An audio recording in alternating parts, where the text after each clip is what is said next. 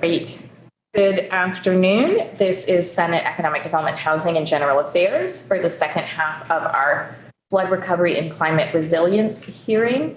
As I mentioned before, people are going to be eating because I didn't give folks time for a separate lunch. And the other two committee members are on their way down.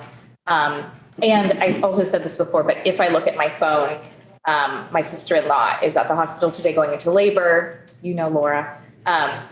So just not being rude, but hopefully getting good news. So with that all said, thanks so much. Deputy Commissioner, do I have the title right? It's under my lunch. Interim now. Interim Commissioner. Interim Commissioner. Interim Commissioner. Okay.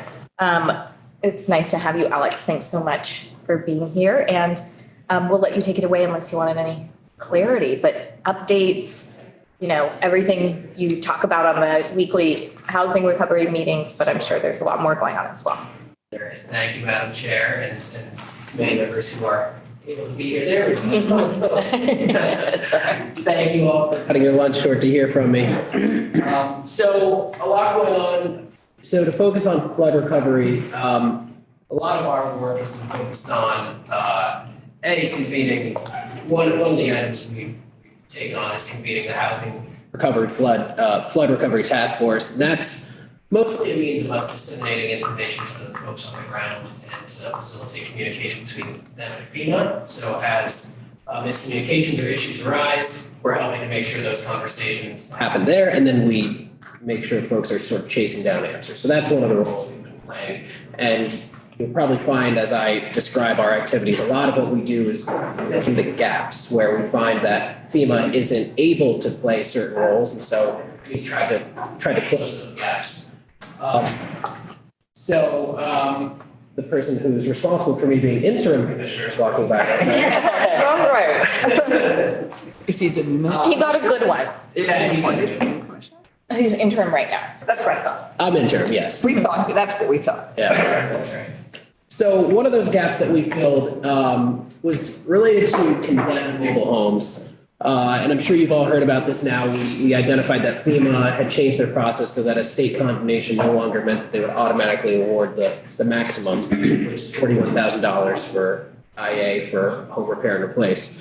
So we stepped in and established a program to help remove those units so the unit owners wouldn't have to bear that cost, and then compensate them for the state taking of those units. And the compensation would essentially be the difference between what the FEMA max would have been and what they got. Is it the condemnation? I know there was concern, it came up yesterday, and I couldn't remember exactly. If you just gave a grant to them, FEMA grants are taxable, their income. Right. But if it's a condemnation hearing, it's not? Well, so it's interesting. So there's a couple of reasons we structured it as compensation for condemnation. That's a terrible phrase. It is a terrible, but it's memorable. It is, that's right. So we did that so that we wouldn't risk duplication of benefit for the FEMA IA award.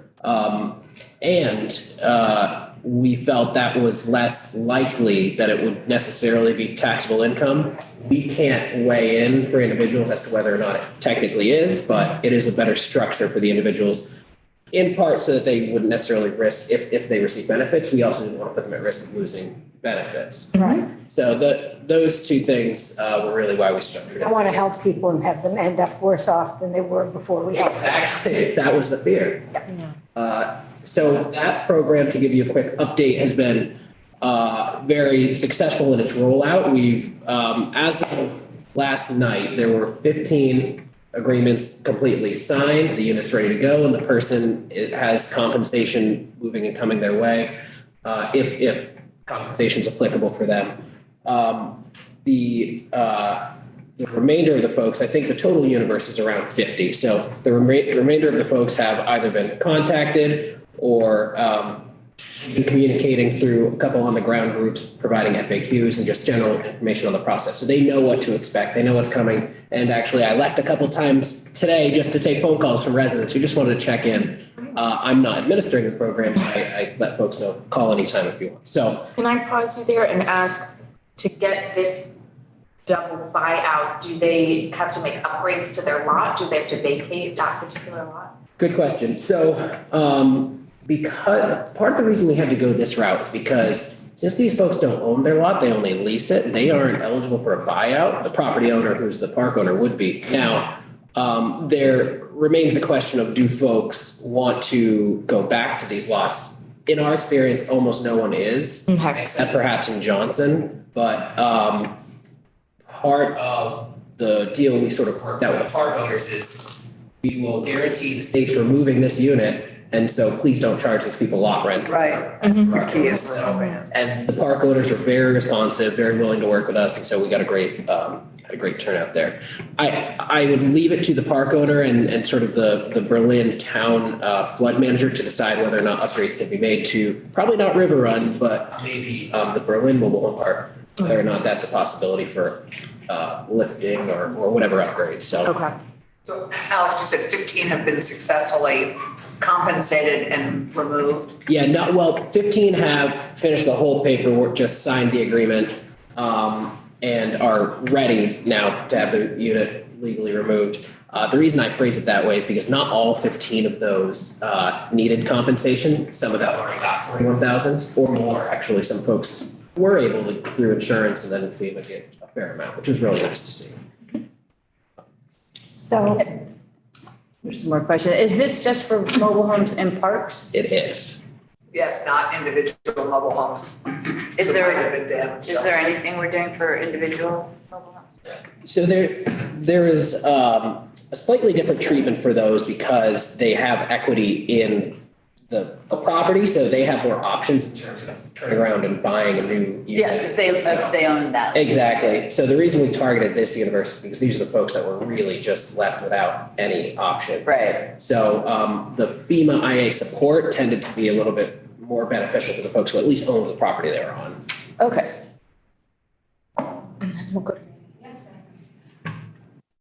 I guess it's nice we're buying out the homes.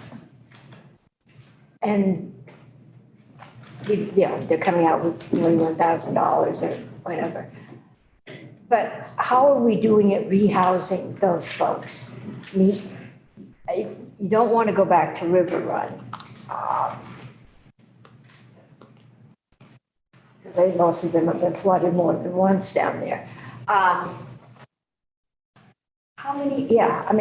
many more of these people are likely to end up in motels in November? Because where did they go?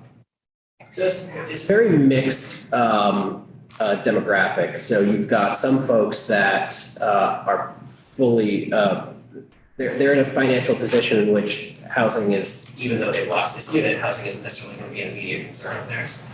And on the other end of the spectrum, we have folks who, yes, are literally living in a tent or out of housing options. And so a lot of those folks have met the FEMA definition of substantial damage, which is $12 or more per square foot to their home. And so they are eligible for FEMA direct housing. And so that means that FEMA will either direct lease them an apartment if one can be found, not very successful in that regard. Some of them might be eligible for the FEMA mobile home units, which there's a couple facets to that I can share in a moment if you'd like. So those aren't all permanent solutions, but we are using our ongoing programs. And that's actually, perhaps you just gave me a great segue into, after we take any other questions, to what we're using our ongoing programs for to help close those gaps. Okay, Senator Brock and then. That was my question. Where did they go? Yeah. Yeah. So why don't I start with what we've been doing with our ongoing programs to help sort of close some of these FEMA gaps. So one of the FEMA programs that we were most looking forward to help solve some of our issues in the aftermath was one of their direct housing programs, which is multifamily lease and repair, where they, similar to our VHIP program, they put an RFP out to property owners in Vermont near flood affected areas and are willing to bring units back online so that folks could live in them. Then FEMA would cover the cost of the rental. Those people at I believe what we settled on in Vermont was 150% of HUD fair market rent. Now, FEMA's got a lot of restrictions that make it really hard to get properties through that process. So of the over 100 properties reviewed for the multifamily lease and repair program, 0 have been found viable. Wow. So, my team and I worked with FEMA and obtained the data that they had. They sent us all of the, under a data sharing agreement, all of the properties that applied to that program. So now my team is reaching out and encouraging them to apply to VHIP. So and the good thing there is, as we're currently spending down ARPA dollars, there are less restrictions on improvements within floodplains. Floodway is different, of course, but so we are actually able to do more than some of the FEMA dollars are. So it may actually end up being a win for some of these property owners. And there have been some exemptions put in place for properties that have been damaged by flooding to rehouse folks that have been displaced by the flood with VHIP units. So trying to make sure that as folks are displaced, as properties are damaged, we're using VHIP as an existing tool to really go right at that. MER, the manufactured housing. Just a question before I forget. Yeah. Speaking of FEMA not being able to do as much as we hope, I heard they also can't buy motels. Is that true, or is that another nuance? I guess I don't know definitively. I'd have to defer to FEMA. I struggle to think about. I suppose VHCB would be a more likely entity because I don't necessarily know where in their programs that would fit in, but I shouldn't speak for FEMA. Right. Yes. May I just add? And Alex, we would really appreciate an update on VHIP and the ADUs, just Yes. because as we move from spending down the first batch of money, I would really love, I don't feel like we're getting any updates on that. And it would be great to have Absolutely. an update on the numbers, where they are. They And have been a little busy. So. I get it. We all have been very busy. And I get that, but it would be good to know when you're able to do that. Yeah, you know what, Senator Clarkson, if it's okay, why don't I send a written update on that? Because Yeah. No, it's not like right now. I lost my joint fiscal testimony, which had those numbers. I'm so excited to catch you by surprise. I lost it. That's okay. Yeah, so I can tell you it's been a tremendous success, and the ADUs have begun to tick up. So it's good to see the average cost below 30,000, and we're seeing anywhere from 8 to 12 units a month coming on some of those ADUs. And so if you consider that pace and that cost, annualize that, that's tremendous. That's really great success. And so we're fortunate that soon we're going to be able to transition, probably towards the beginning of 24, transition to spending the general fund dollars, which, as you know, increases some of the flexibility, and we're hoping might give us some uptake in participation. Great. I'll submit a written update. Right. Thank you. Senator Brock had a question. Is there a need for additional mobile home lots throughout the state that are not in floodplains? Yes. And is that being met? And if not, is there anything that we should do to see that it is met? It's hard to say whether or not the need is being met. What I can tell you is the MER program is probably some indication. And MER has been heavily utilized, mostly for home repair, but park improvements and new pads are a part of MER. And so we're seeing some park owners are looking to get creative, including Vermont State Housing Authority is looking to get really creative with their parks and how they can use MER and some of the other existing programs to create new lots, and particularly recognizing that we need lots outside of the floodplain. A new, as Josh has, I'm sure, shared with you many times in the past, we haven't seen new parks created, I think, maybe since the late 80s, early 90s in Vermont. So really expansion of existing parks, if they have space, into a lot that, or a parcel that is not in the floodplain, is really what we would hope to see. And so utilization of MER for that purpose would be a really good use of it. We just put, or rather, we are in the process of establishing some requirements within MERC pertaining to floodplain and making sure that either new pads are going in out of the floodplain, or if they're going to be within the floodplain, they are meeting whatever certain state requirements. One, for example, may be that it has to be, I believe, 2 feet above the flood level. Don't quote me on that. I need to go back to, but we are putting those in place to make sure that the money goes in the right direction. Well, the question also is about new parks in general. Are new parks either uneconomic as an investment for someone to make, or are the regulatory issues associated with parks such that investment is discouraged? Yeah, I don't have a good answer to that. I know there is a good answer, but I think part of it is the regulatory environment. I don't know about the economics of it, but that's something I can chat with my team with and circle back. I would be interested, so if you do get any information, if you could share it with the committee, that would be appreciated. Certainly. And I think most folks in the room know that Senator Harrison's on the mobile home task Right. force. And I think so many people have been asking, well, everybody says they want a little tiny house community, which is almost the same thing. So whatever we call it, there is interest, absolutely. Oh, definitely. Their own cottage, 4 walls. Right, right. And especially in the ownership model versus the rental model, because the rental model, when people get, for whatever reason, if they can't live there anymore, they can't just move the house to another place. I mean, they're not mobile once they're set. So it's they're under a lot of, there's a lot of uncertainty. And Right, but then there's some really there's new ones that are just amazing. Yeah. Oh, yeah. And zero energy and. The Vermonts are astonishing. Yeah, and there's some stuff that I think is even better than the Vermonts because it's less complicated. But it could just be such an affordable way there's affordable to get into and then affordable to maintain and comfortable to maintain, which is what the old ones are not.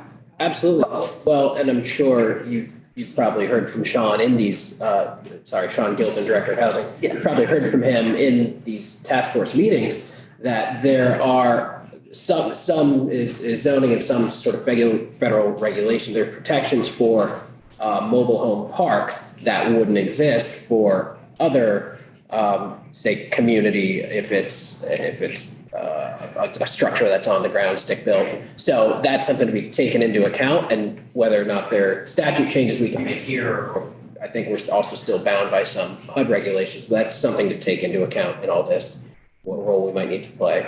Yes.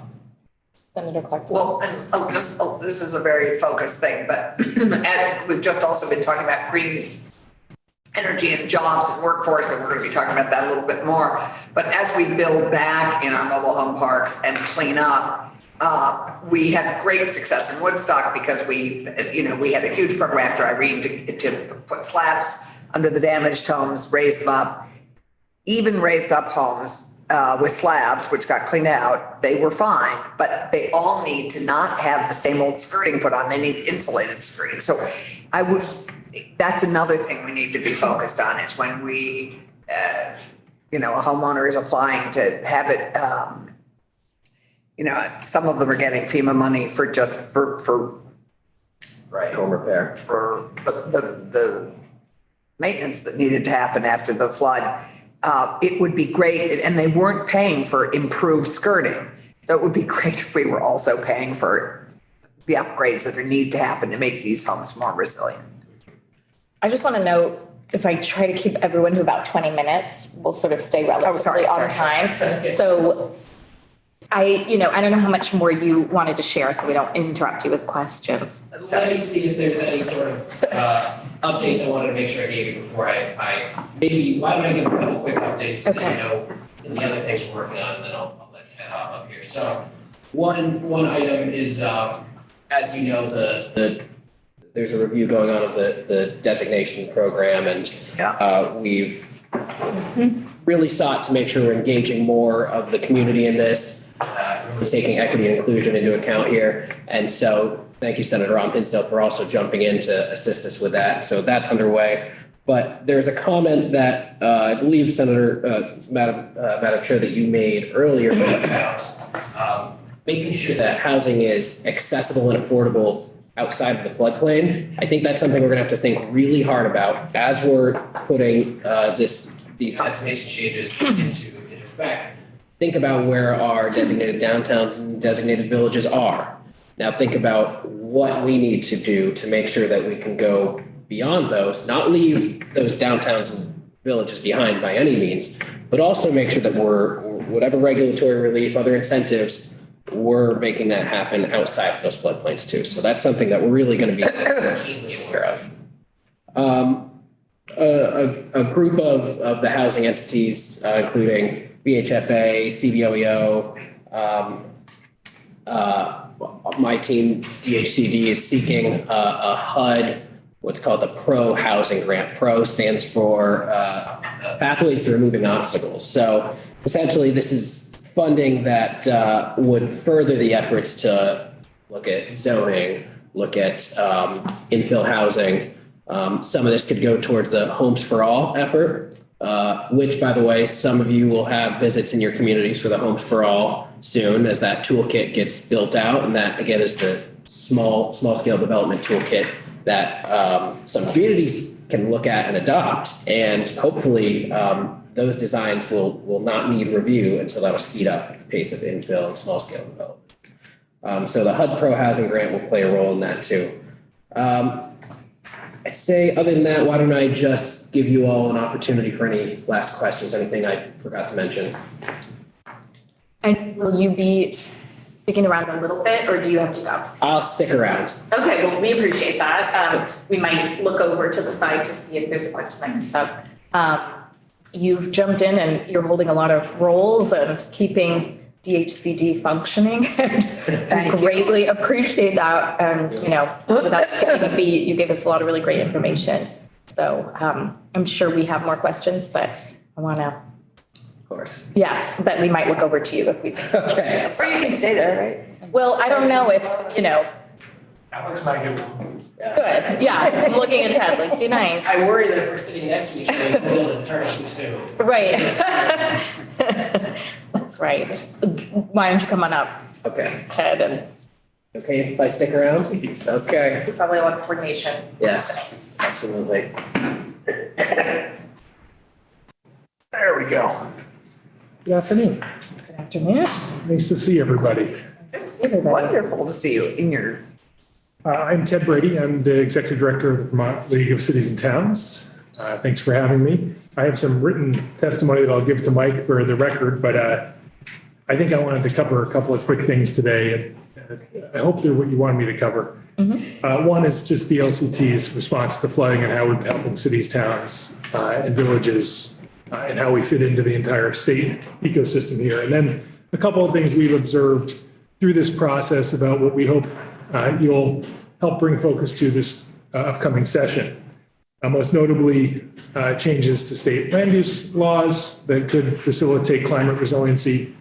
And then some monetary issues that we're quickly finding with our towns, most notably just the fact that municipalities need funding to make these resiliency upgrades. There are also communities right now that are struggling to provide basic services because of the revenue changes. So changes to the Emergency Relief Assistance Fund, issues with tax abatements, hoping that you can bring some focus to helping towns fund the education and potentially municipal tax abatements that are occurring.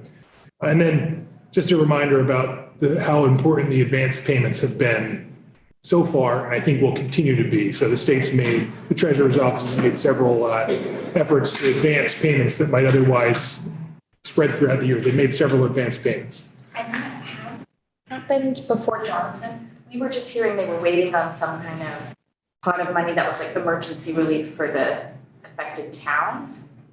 Is there still a holding pattern around? I don't know. There might be more coming. I know that the Treasurer's Office released some pilot money back in August. Right. I don't. 10 million. I know after Irene, we did school funding early. Yes. So things that come on a regular cycle and we just Right. So sped it up. you're not seeing huge cash flow issues for We are in some Okay, sense. okay, that's, yeah, Yes. so that's not meeting the need. That so far, we did one round. I think we're going to have to look at doing another round towards the end of this year and towards the beginning of next year, which may require some legislative tinkering. Okay. So those are the big issues. Real quickly, what we've been doing. So VLCT doesn't have a formal role in emergency response, but we played a formal role.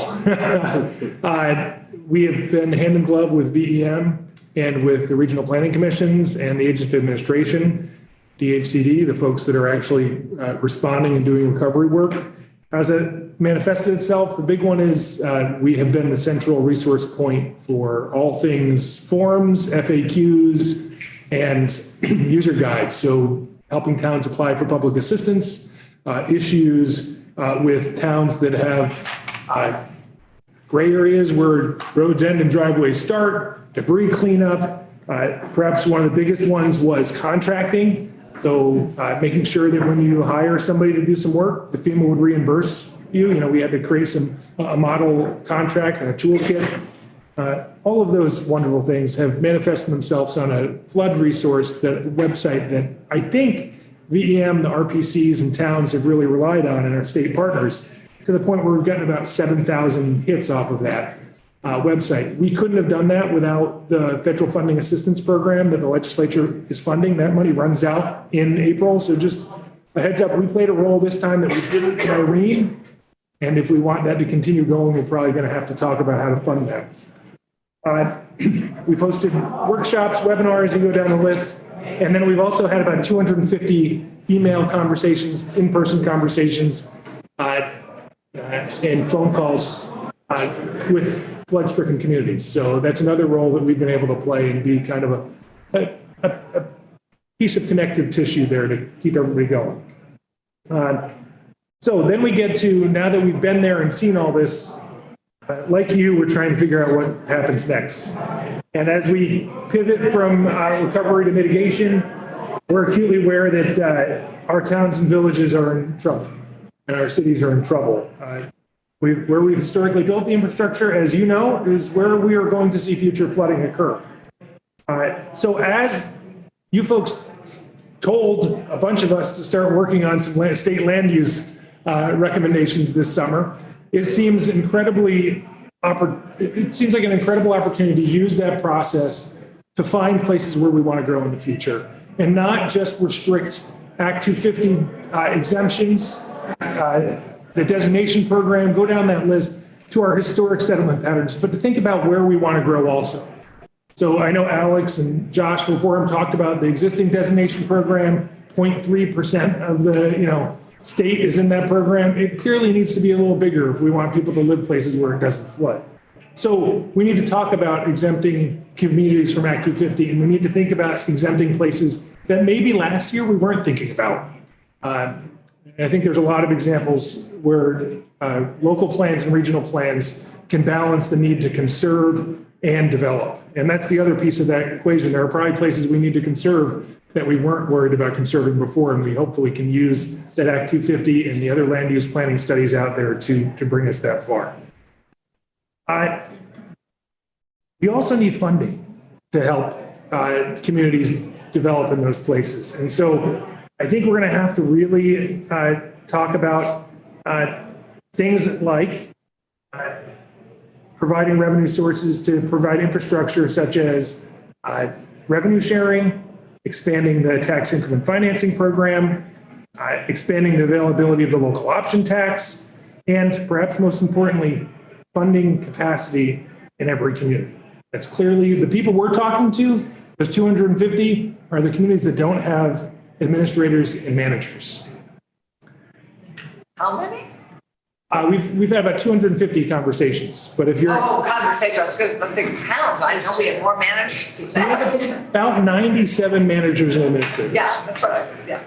Have you been able to take advantage of the appropriation for new technical systems and Yeah, so bylaw supports? Oh, bylaw modernization. Thank you. Yeah, right. I was thinking the Municipal Technical Assistance Program. Right, one of those. So we're a sub-grantee to the RPC. So we're working with the RPCs to help with the MTAP program to provide some training and assistance to towns. So then this gets to the funding, really immediate funding needs of towns. I want to just give you a quick stat. So we're the insurer for 95% of municipalities in Vermont. So we provide property casualty liability coverage to 95% of the towns in Vermont. We have about $3 billion worth of property that we insure, municipal property that we insure. Of that $3 billion, nearly $500 million lies in FEMA high risk flood zones. So that flood zone A and prefix A, places that are going to flood, have flooded, and will flood again. That's 15% of all city property and a pretty big liability, right? And a lot of that is in places like Montpelier, Erie, but it's also spread out. You look at that list, we have flood zone properties in a lot of communities. Since July, we've received 97 loss claims from 37 municipalities, totaling about $10 million worth of loss. I want to be clear, that $10 million isn't that they had $10 million of losses. That's $10 million that we're covering. Think there are plenty of carve-outs in insurance, and thank God we have FEMA. But this is a really scary part. As we go forward, municipalities, businesses, everybody cannot get flood insurance, and that includes us. Give you an example. Post-Irene, VLCT, we had about $10 million of flood loss there also, but we provided every town $10 million of coverage in the flood zone with no aggregate for all of our members. This is to go around 10 years later, 11 years later, we're only providing $1 million in coverage per member with a $5 million total aggregate because we can't get reinsurance. And the risk is so large, $500 million. A big flood could do $500 million of damage to municipal infrastructure. So communities around the country, including here in Vermont, are increasingly looking to FEMA, to the flood insurance program, and to mitigation to supplement those insurance payouts, and that's what we're seeing right now. Ted, would you just clarify, it's $500 million in damage in 37 towns? I think I heard you say. No, we have, thank you for asking, we have about $10 million of insurable losses in 37 towns. That's it, the 10 million in 37 towns. And that 10 million covers any unmet need from other funding, or there's still? That's your first, this is like the first dollar coverage. This is like if you had something happen at your house, Okay. This is your insurance company paying that, and then you go to FEMA for anything that your insurance company didn't cover. Yeah, because you're their main insurer, and the insurance coverage is generally really good. Yeah. And your insurance operation is wonderful. Thanks for saying that. No, it's what we hear. Yeah, is the 500 million in the high risk, does that include water, wastewater facilities? It does. So about what proportion? I think if I remember the math, it was more than half of it. More than Okay. half of that 500 million is. Our sewer and water. Okay, so that's, And when we went to Johnson, they. right, so that's something we need to know and Yeah. talk about. Absolutely. I think right, Hardwick's looking at, we'll pay for less than $1 million of damages to the Hardwick plant. FEMA will pay for the remainder. To do that right, it's going to be $10 million. Okay. They won't pay for the true mitigation, or they won't without a fight. It's Okay. probably a $25 million mitigation to move. Oh, the mitigation, but they'll repair it. They'll pay to repair it. Okay. Yeah, but sadly, to what it was before. I mean, it's not improved necessarily. We're coming up to our 20-minute mark to Yep. try and keep us Great. relatively fine. So let me quickly jump to the local match issue. So if you remember post-Irene, the legislature did some great things to the Emergency Relief and Assistance Fund by saying the Emergency Relief and Assistance Fund pays that local match. So if you remember, for public assistance, the town's on the hook for 25%, or if it gets to a certain level, 10%. ERAF actually gives a portion of that local match. But post-Irene, you folks put some strings that incentivize towns to do mitigation work. Currently, about half of the towns in Vermont have not done the mitigation work necessary to qualify for even a bump up in the minimum ERAF funding. So I'd ask the legislature to consider fully funding the ERAF and fully funding the local match this year. We talked about tax abatement. This is important to understand that towns are being asked to abate a lot of taxes, property taxes. They are on the hook for those costs. And post Irene, the legislature did a good thing of about $2 to $3 million worth of education fund tax abatement also. And I hope that we could get there again. It's in the works. Excellent. Thank you, Senator. Senator Brock. Just a question, Ted, are you going to be presenting us something in writing with in effect, your ask list? Yes. When do you think we'll see that? I could get that to you within weeks. Absolutely. And it's in my written testimony too, exactly what the ask. Great, thank you. And then finally, we already talked about advance payments. So that's it. That's all I had prepared for you. Hey, questions? Other questions for Ted? Just, I see a real value in a VLCT being an information source in situations like this. Because you communicate with everyone and the towns are used to calling you, especially the small towns who don't have staff. So are there lessons learned? Is there anything the state can do to help get the message out? Because just in these kind of situations, it's helpful if folks know some of the terminology, like breaching of dams versus, in spillways. Like spillway is not a tragedy if something goes over the spillway. Are you looking at how to continue providing good information and providing some of that in advance of storms? Absolutely. I think our highest priority is working with DEM to say, okay, what are you doing and what can we do to help you do what you're doing, or what can we supplement? Great, because some of that information only goes to the local emergency management people. Some of the dam information doesn't go to the public. So then the emergency management folks need to translate it essentially. Okay, great. Thank you. Speaking of translation, I think you've heard me say this before, but I think we'll need you to be a partner in helping the state do more for language access in emergencies. I think, clearly certain towns and partners are seeing, even if it's just one family, there's so many barriers. But if we had a whole town that got hit by something like Winooski, we are so ill-equipped to be able to respond. I think we found town officials playing social worker, playing emergency responder, clerks, you name it, managers, administrators. It's not just the EMDs, doing everything from helping people get out of their houses to helping people find social services. It's overwhelming. Yeah. Senator Cummings. Yeah, now I'm interested in that preparedness. There's no, if you don't have a manager, an administrator, I've been out to towns, the town hall's closed, the fire department's closed. I can't find anybody that knows what's going on. And that's hard. We don't seem to have a system of shelters or, evacuation routes so people know where to go when the water is 1 inch under the bridge and it's still raining. And I'm really interested in setting up some kind of a system. I know other places there are evacuation routes, but,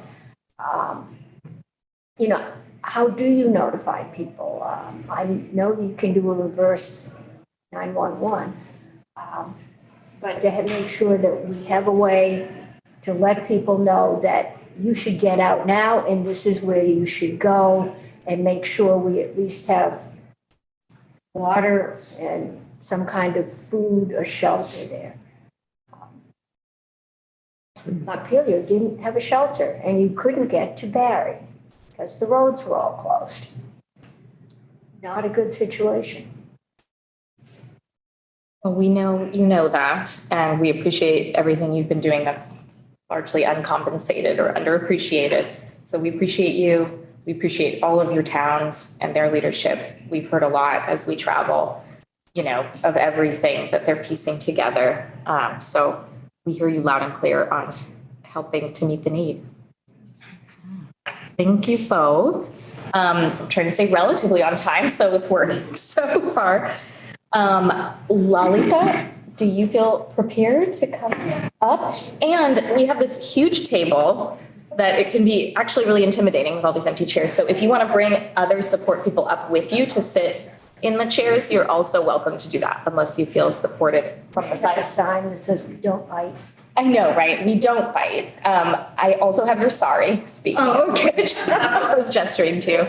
And I have socks for Melissa. Burton donated a lot of socks for flood relief when people weren't as in need of socks particularly. So I'm trying to get those distributed now. So Homeless shelter. Homeless shelter. yes, we've been- Shots. exactly. I can bring a box for you as well. So I just want to set the stage a little bit. We are transitioning over to a more robust focus on workforce now. And I asked Lalita in particular to share her story because I think in order to have the future workforce that Vermont needs, we're going to have to face some uncomfortable truths about how well we accommodate new arrivals, how humanely we treat people who are working here, whether it's temporary or they are looking to move here. And this is not to, I want any blame to come to me, if people are uncomfortable with this conversation, but this isn't to shame or blame anybody. This is to talk about the ways in which we need to learn from our failures to be welcoming to a changing workforce.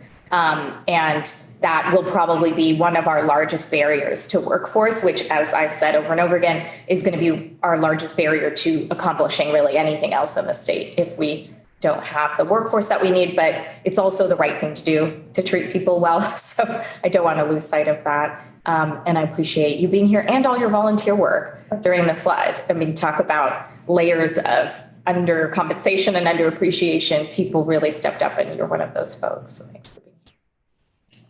Thank you.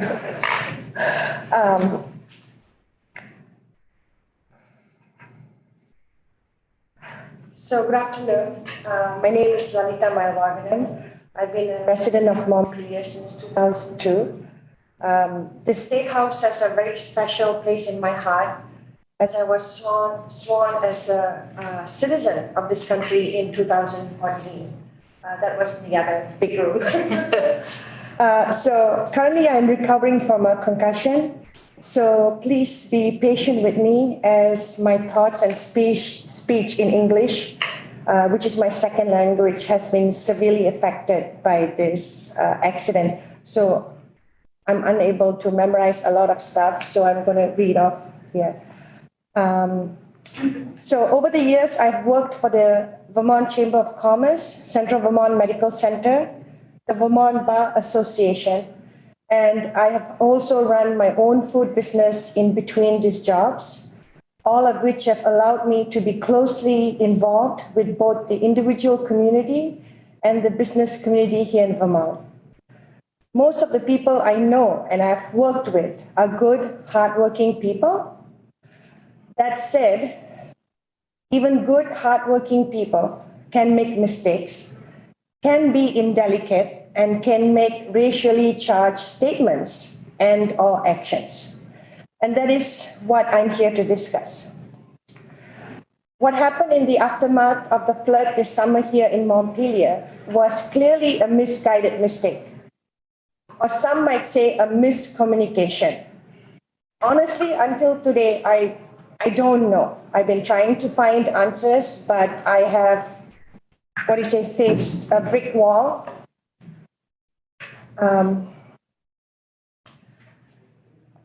So what happened was simply this. In the aftermath of the flooding of downtown Montpelier on July 10th and 11th, I was in awe as I witnessed hundreds of people volunteering their services to help clean up the aftermath. What I also observed was food trucks and people were donating snacks at the hub for anyone who needed it, be it flood victims or volunteers or paid workers who worked hard cleaning downtown Montpelier. So you have to remember, so many restaurants, no restaurants were operating. So, we have all these volunteers coming down, so they need food. So in the second week of the flood, I noticed that the food trucks were gone and the hub was asking for food donations. So I think this is typical. First week, something happened, crisis, everybody comes down. You have the news station, people donating drinks and everything. And then second, third week, it's just like dies down. So I decided to do Seva, which means selfless service in my culture. A lot of communities do that. They have different names. So one of the aspects of Seva is to serve food.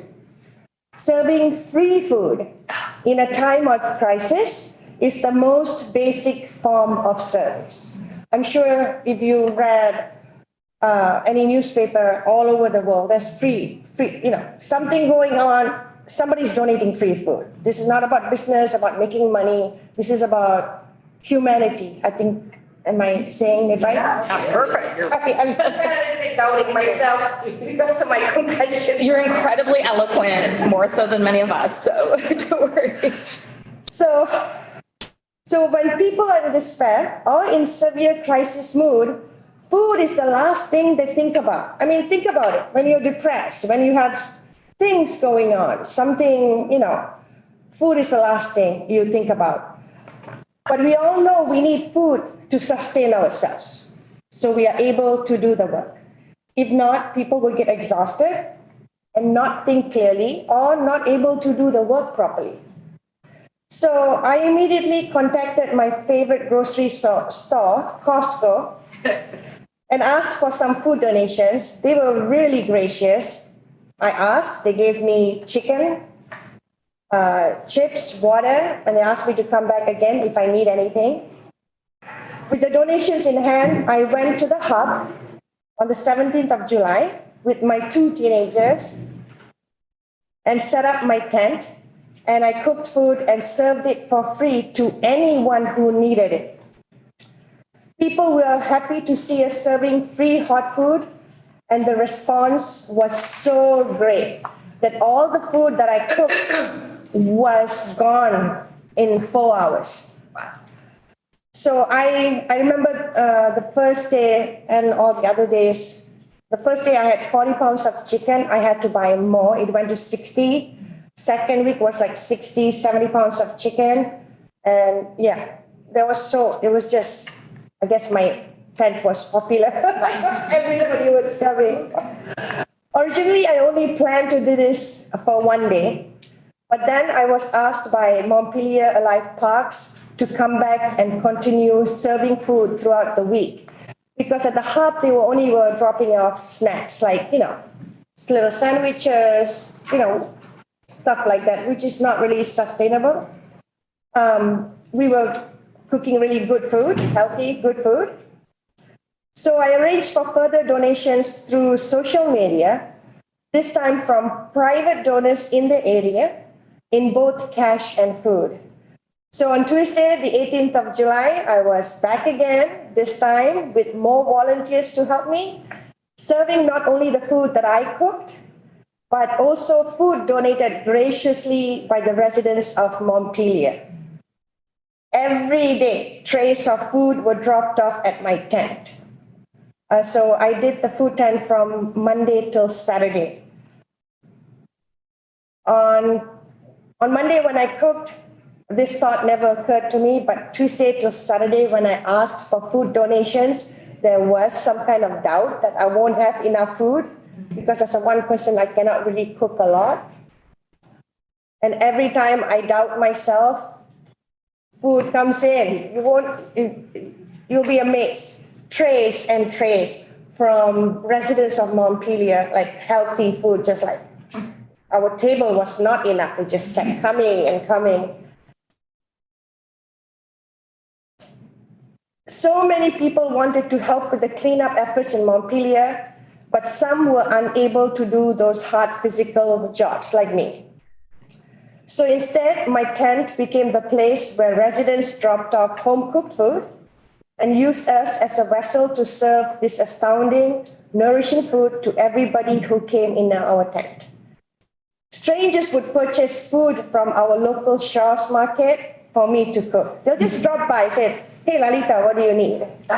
Would you like more chickens? Would you like more hamburgers? I can buy for you. It's like, sure. So, I wish each of you were there to witness this beautiful thing that happened in our community. It was an amazing experience for my volunteers and me to serve people from all walks of life. We didn't only serve food. We're not like the restaurants or what, we are different. But we also lent our ears to hear their despair, comforted and motivated them as much as we could with a smile on our faces. I've met friends, I've met business owners that I know coming to my tent. I remember a guy who came all the way from New York to help the cleanup efforts. I still to this day remember what he said to me. He said about serving of this free food, this will never happen in New Jersey or New York. Vermont is so special. I met business owners and friends of mine who were delighted not only to see me, but were astounded by the variety and amount of food that we had.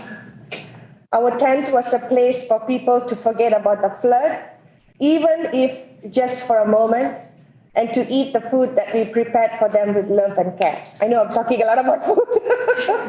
It's reminding us of the spirit that, is draining from people right now in the long aftermath, but it's reminding us, how great of a community we do have. So go on. This part is a little bit difficult for me. Later that day, my crew of volunteers and I were approached by one of the volunteers for Montpelier Alive.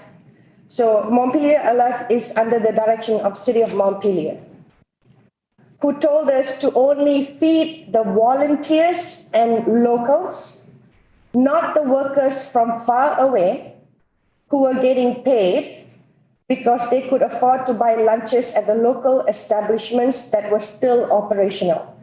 So on the second week, there were like 2 or 3 restaurants which were open. They were not really affected by the flood.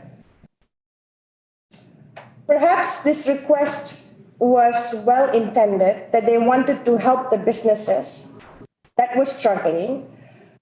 But my concern about this request was threefold. First, how was I to know the difference between workers who were from away from the local volunteers? Second, the workers and the volunteers were so busy and pressed for time, they did not want to have a sit-down lunch, and they were often too filthy to be able to do so anyway. I've heard that some of you were in downtown, seeing this aftermath, and I'm sure you've seen the workers or the volunteers. Yeah. They were covered in filth. They were in the basement. So to tell them to go to a restaurant to eat, I'm sure restaurant owners would not want that. Or if I'm covered in muck, I would be hesitant to go into a sit-down restaurant. And finally, third, the only outside workers were obviously not local work, the Latinx population, brought in by the corporate recovery firms to do some of the most difficult, dirty jobs. These are people who, I later discovered, were paid typically around $15 an hour, who are given little, if any, PPE, personal protective equipment, by their employers. I believe the first week or the second week, nobody was wearing PPE. They all went to the basement and worked. And I also found out some of my friends got really sick. They had all kind of breathing, mold, GI, and all that stuff. And then after a couple of weeks later, they implemented the PPE. And also some of the workers did not have their tetanus shot too. In Barrie, they were giving out tetanus shots to the migrant workers. These are the people whom I, as a woman of color, was being told not to feed. We were feeding the Montpelier Police Department, Fire Department, and the city workers. We did not discriminate. We fed everybody who came to our tent. But these are the workers who are getting paid more than the migrant workers, and this exclusion did not feel right. I understand that the intent of the city of Montpelier was to support the businesses downtown. But given that could only be applied to workers who are largely people of color, it was at best predatory and at worst racist. These migrant workers, by and large, did not speak English and thus were taken advantage of by this language barrier to force them to pay for food. I was forced to hang signs on my tent in English and in Spanish by the city hall. They use the language, "You are encouraged to eat at the restaurants." My tent and my volunteers and the food, we are not affiliated with any organization. So for City Hall to come and tell me who I can and cannot feed is not right.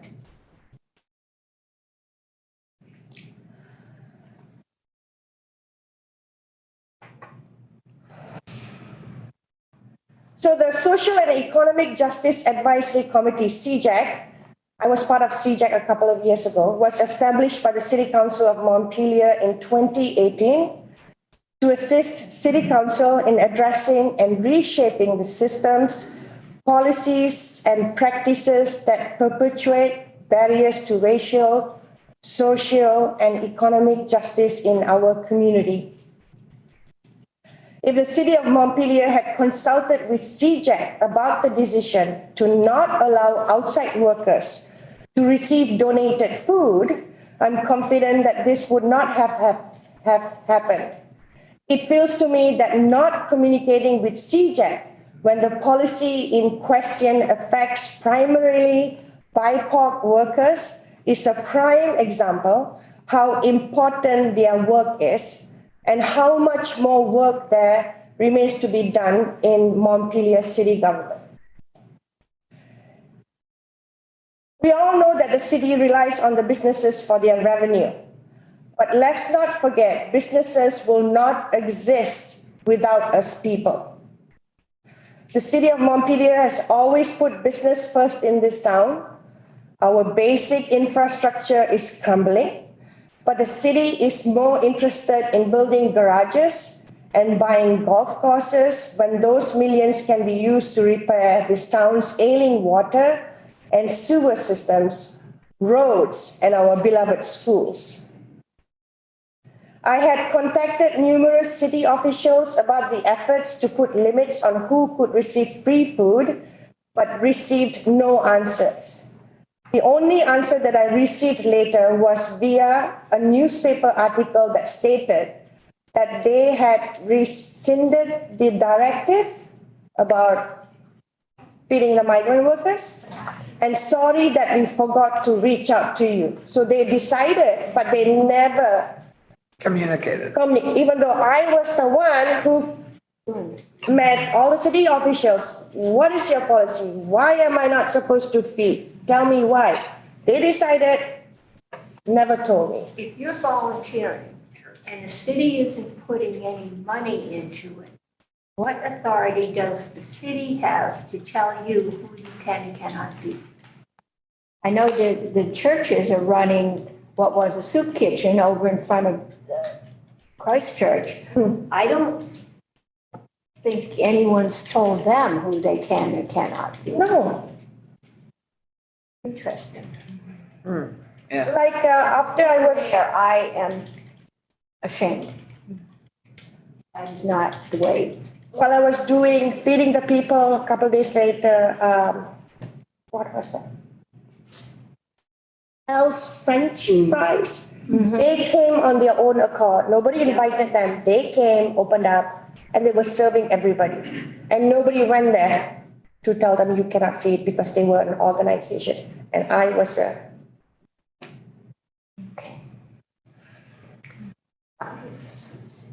Just to clarify, can you tell me how was it communicated that you were not to feed certain people? And was it communicated to the people who were allegedly not supposed to be fed? I'm sorry, can you say that In again? other words, who told you you couldn't feed people? One of the volunteers that was volunteering with the Montpelier Alive and Park, the city manager also said they had this rule, something like that, but City manager decided. said that to you? They put out in front porch forum. They didn't directly tell me. I read. They didn't say it to you directly. No. They had this idea that why not have the migrant workers go eat at a establishment because we need the business. So they wanted to have the rule. When I fought back, they rescinded. But in terms of the way it was communicated to you, you saw it in Front Porch Forum. Is that right? Did you receive, at least one woman directly told you? She came to my tent. The Montpelier Parks person with the volunteer came to my tent and put up the signs. And put up the sign. They also wanted to have a Spanish translator the next day who's going to be in my tent telling these workers in Spanish, you are encouraged to eat, because they didn't want to use the word no because I was fighting back. Which there wasn't a lot of translation available for other things, so. Yeah. Which goes back to our language access issue, which we talked about at the beginning. Yes. But And did you sometimes ever not talk yet. to any officials such as the city manager directly? And if so, what did they say to you? I spoke to the mayor. I spoke to David Zuckerman while this was going on. David Zuckerman was concerned that this is about food preparation, license issue. And I was like, David, in a time of crisis, you don't even think about that. People need food. So he contacted the mayor and then I don't remember what happened. They had a discussion and then the mayor and the city manager decided like, this is not a good idea. And changed it. So the mayor is, well, as you may know, a senator also, so. No. Oh, well, right now, I keep forgetting that Jack is the new mayor, right? But Jack is. I've met with some other state representative who listened to me, but they referred this to the CJAC. CJAC does not have any power. They can advise the Montpelier City Hall, but if they don't take the advice. CJAC is political equity Justice. Justice. Yes, Of the city. of the city. Yeah. It's been 3 months since the incident happened and I still haven't received an apology for the harm done. I'm not looking for an apology for myself. This is not about me, about what you have done. No reconciliation and no plan for a remedy. I'm here before you because I do not want this to happen again. That's all. A couple of weeks later, I was invited to serve free food in Barrie City. I went there along with my crew of volunteers and fed people there during their free goods giveaway. The mayor welcomed us and expressed gratitude that we were feeding anybody that came into our tent.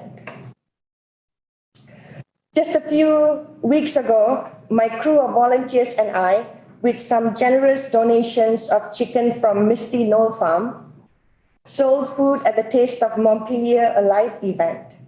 We did this event to raise food for our local food pantry, as the need was greater as some residents were displaced by the flood. I'm happy to say that in 3 hours, we raised $1,000. Let me end my talk by saying simply that all I wanted to do was help, to serve healthy, nurturing food to those who needed it in a time of crisis. When I went to serve, I never expected that it would lead to me giving testimony to legislators in the State House, and I truly wish it hadn't. All I wanted to do was feed people. But I also strongly feel that this must never happen again, which is why I am speaking to you today. Let me also say that the BIPOC businesses that were affected by the flood, and they did not receive the help that they needed promptly because of language barriers. Before I hand this over to Melissa Bounty, the Executive Director of Central Vermont Economic Development Corporation. Yeah. Really good. I just want to highlight about the language barriers a little bit.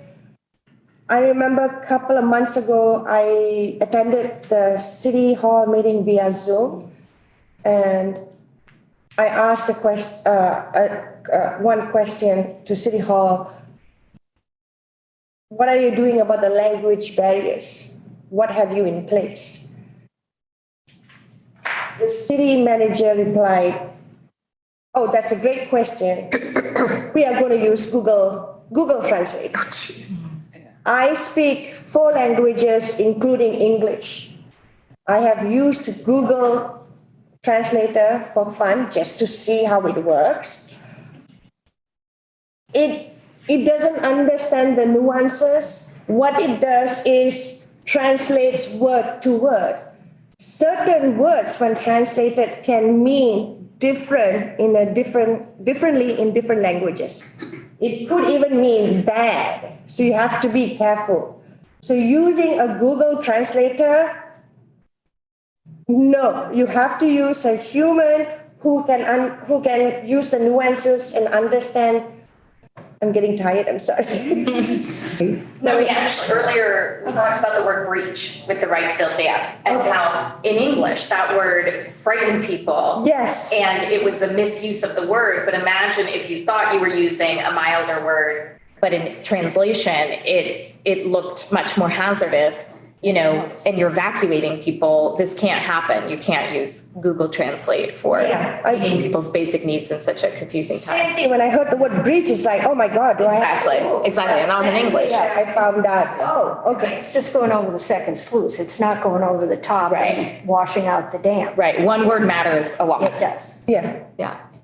So thank you so much for your time, and I really appreciate. Well, thank you for all your gifts of nurturing food. It's not only me, it's a lot of people who came down. It was How long did you serve your, 6 days. 6 days, Monday to Saturday. but for how many weeks? Just the second week. I was burnt out by Saturday because this volunteer was harassing me and my volunteers in my tent every day. So it was kind of hard. Oh, that's just heartbreaking. Thank you for being strong and telling us. I hope that the memories and the gratitude that people had before that are the memories that. Oh, yes, definitely. The Montpelier businesses downtown is totally different. It's not like big box stores. We have my friends who run the store. So I know each of one of them who came to my tent. So I feel very connected. If it was a big store, I know they would have had the help. But this is just like my neighbors, like you and me. Thank you so much. And it's going to help us having heard this story very much. Thank you so much. That's what I was going to say. I mean, I think you rival Senator Cummings in your love of Montpelier. I know how proud you are of this community. And I know that everything you're doing is to try and make Montpelier and Vermont a more welcoming place. And I think the story you've written down really helps separate intent from impact. That the impact was clearly very racist, xenophobic, and problematic, and we can have the greatest of intentions, but that will affect who wants to come to the state and who has a good or bad experience. So if you don't mind, it's really incredible testimony in terms of a case study for us to have on hand for all of the things we can't write into legislation necessarily, but we need to keep talking about and thinking about to change our culture, and we can share it with our colleagues. Yes, so you're asking to make sure, Lalita, that you, Lalita. Lalita to send to Mike if we can electronically, so we have it. But also. And if we can share it further, okay. But also it goes back to a very early conversation we had today about how important in emergencies that we have language access for all aspects of that emergency. And it's not at the moment part of our Vermont mitigation plan. And we hope it will be going forward. And this just reinforces the importance of that. So thanks. And in emergencies, people make more mistakes or they make really quick decisions that are really problematic, but there's still always time after to say you made a mistake. So we do hope ultimately that you get that. Yes. And next time, do better. Exactly. When you know better, do better. It's under the carpet. Yes. You know. Yes. Well, thank you for not sweeping it under the carpet. Thank you for boldly coming and joining us and giving public testimony. My intent is, since we were invited to feed in Barrie, there were a couple of other people was slowly starting to do that, which is awesome. That's what we should be doing. Yes. Community, you know? Absolutely. Thank you. Thank you. Thank you. And don't let me forget I have your song. Okay. Do you want to say, well, do we have time for me to? Yes, yeah. Do you want to stay, Lalita? You're welcome. Would you like to stay or it's up to you? I'm Melissa Bounty, Executive Director of Central Vermont Economic Development Corporation. Good afternoon, and thank you to the Senate Economic Development Committee for making time for this important testimony. Before I deliver my testimony, I just wanted to give a moment of reflection for what Lalita described. And if questions emerge for you now or later, please know that you can reach out to either of us. It's a heavy topic and a heavy story, and it was difficult to process for Lalita and for everyone who was around her. I can only speak on the topic at hand from the point of view of my work with the business community impacted by the floods. So in the 3 months since the floods, CVEDC quadrupled its staff and opened 3 satellite locations where we counseled businesses. The centers were staffed both by CVEDC employees and volunteers from other nonprofits, including Center for Women in Enterprise, Vermont Professionals of Color Network, the Small Business Development Center, and 6 of the 12 other RDCs who came in and helped us. We offered one-on-one business counseling on a drop-in all-day basis, offering an incredible spectrum of services. I had to do some grant writing, so I wrote down all the different services we provided, and it was 2 full pages of loose leaf notes just of different types of services that we wound up providing. Grant writing, strategy, financial support, and then more specific things. We provided 1,600 hours of business counseling during the last 3 months. Business owners of color frequently visited with us. With the help of our nonprofit partners, we identified ways to be specifically supportive to the BIPOC and immigrant communities. We offered in-person translation services in 5 languages. The center had a diverse staff, and people of color were nearly always present as counselors.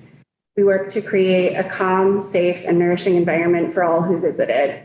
We offered printing, food, quiet, Wi-Fi, and kindness. In the past week, I've been invited to 12 meetings on the topic of resiliency as it relates to the flood. The other invitees alongside me are not a diverse set of people. In my work of 1,600 hours with others of counseling, many business owners in the devastating flood came to me and shared details about their life. I've heard stories of incredible challenge and triumph, of overcoming exceptional barriers on pathways to entrepreneurship and participation in our business community and the community at large. The CVEDC staff worked with enduring patience to be as certain as possible that all resources were brought equitably to all of our clients. All I can say for certain, based on what I have seen, is that if we leave the voices of immigrants and people of color, of refugees, and those who have faced marginalization out of the conversation of resiliency, we leave out the people in this community who know the most about this topic, resiliency. I cannot think of anything I bring to these conversations that is better or more informed than what would result from direct engagement with the business owners who have lived experience directly relating to resiliency and overcoming barriers. Of the counseling hours we logged, a disproportionate number were dedicated to clients of color. This is because of the barriers faced by these community members. needs like translation, assistance dialoguing with landlords or contractors, and days which involve darker and more difficult challenges, like what Lalitha described. Today is my 40th birthday, and this evening is my first annual meeting of CBDC as Executive Director. Being here with us. And the thing that makes me feel most seen today in my work is that business owners of color have purchased over $700 of tickets to my event tonight. And it's not just to attend. There was a tiny message at the bottom of our invitation that said, if you can't afford a ticket but want to attend, let us know and we have sponsors and we'll make a pathway for you to come. An overwhelming number of business owners of color who were flood impacted reached out and bought tickets for other people to come attend the event because they wished to purchase tickets on behalf of community members who couldn't afford one. So others had an opportunity to engage with CBDC and its resources and to network with the professional community in our region. Will you text me the link? Sure. When we collect stories and wisdom in the hope of planning for a resilient future, we must prioritize a diverse and varied group of voices. Stories like Lalitha's are uncomfortable and unsettling for those who experience them and who are surprised to learn that events like this happen in our community. There are not proper structures in place to support Lalitha or others when these things happen. The primary thing I want to ask for in response to the flood is that the wisdom and kindness of all of our incredible community members are heard. Thank you. Thank you. This was a really important part of our testimony. Thank you. I really appreciate it. Does anybody have any? Thank you for having it on the agenda. Well, thank you both for, bringing these issues to me and not knowing that it would lead to testimony, but it's really valuable for the legislature and for Vermont to hear this. Yeah.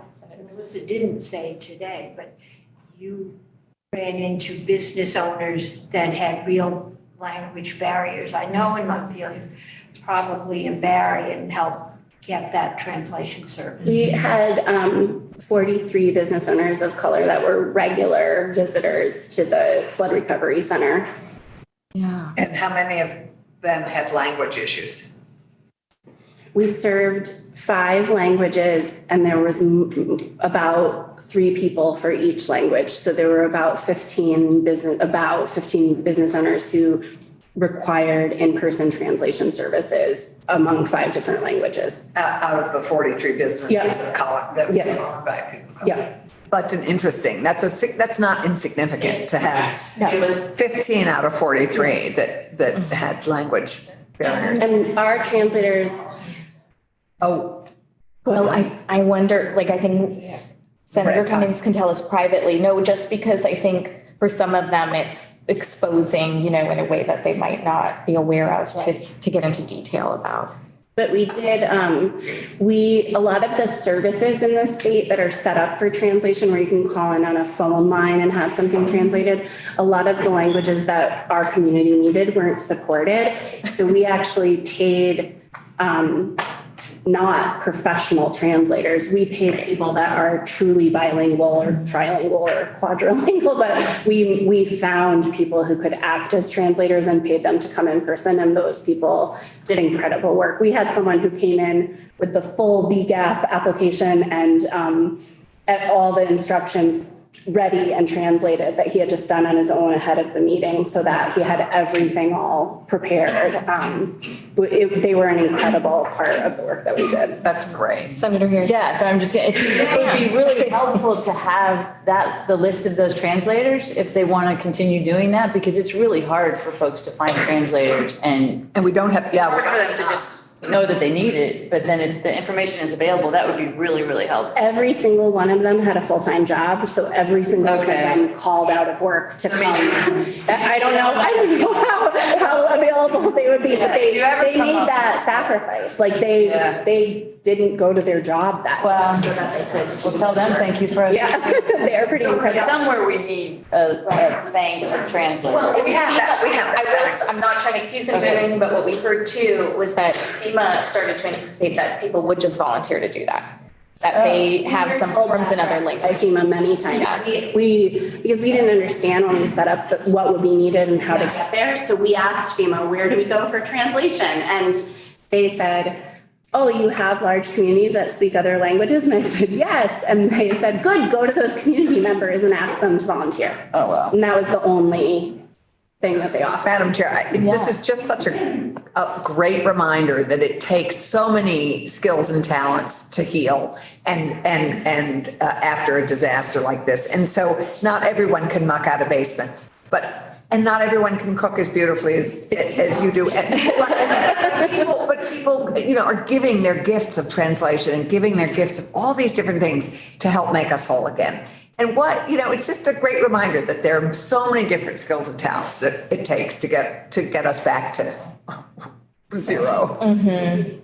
So, But if we put them on the backs of those who, are calling out of work and can't afford to do that. That's hard too. But we're failing as a state as well. But all of us also have a need to give to our communities. Right. And this is a wonderful way to do that. The Small Business Development Center did fund all of the translation. So that That's right. I knew there was a closed loop on that. They offered that funding so that we were able to pay all of the translators. Well, thank you both. Truly. Happy birthday. Thank you. I mean, really, thank you both for hundreds of hours, thousands of hours put into helping our communities recover. It really means a lot. And it is a good reminder, above all else, that, we do live in a wonderful state that everyone deserves to feel welcome in and to feel like a part of that coziness and that kinship that we have. And we need Lalitha to come and cook for the I know, right? Also, give us your part. Lunch with Lalitha. Yes. Yeah, that actually sounds good. Thank you so much. And we look forward to having your written testimony. Thank you. And you're sorry. I really don't want to forget. So. Okay, should we take it right now? Oh, so also I have Burton socks in my car. In your car. Oh, so are you going to be here for the rest of the day? Not for the rest of the day. Okay. Yes, I can just drive them somewhere. Okay. And you have your event, so I don't want to. Yeah, birthday event. Yes. Next we have, is it Kara or Kara? Kara Robachek and Representative Gabrielle Stebbins. I would love to try and get us back on like a 15-minute cycle, and that is on us because we ask a lot of questions. Yes, I did, and I saw this Representative Stebbins on Zoom. Hi. Hello, Gabrielle. Thanks for being here. We know that REV is just wrapping up its conference, so we appreciate you scooting over here or doing double duty there. So thank you, Chair Ron Hinsdale and members of the committee. For the record, my name is Kara Robachek, and I'm Deputy Director and Network Manager for Energy Action Network, or EAN. I wanted to thank you for inviting me here to testify today. As a nonprofit organization that conducts research and analysis, EAN does not lobby for or against specific bills, either as a nonprofit organization or on behalf of the full network that we support. However, I'm really delighted to be here today with you to be able to share the work of the EAN Climate Workforce Coalition, along with one of the co-chairs, Gabrielle Stebbins.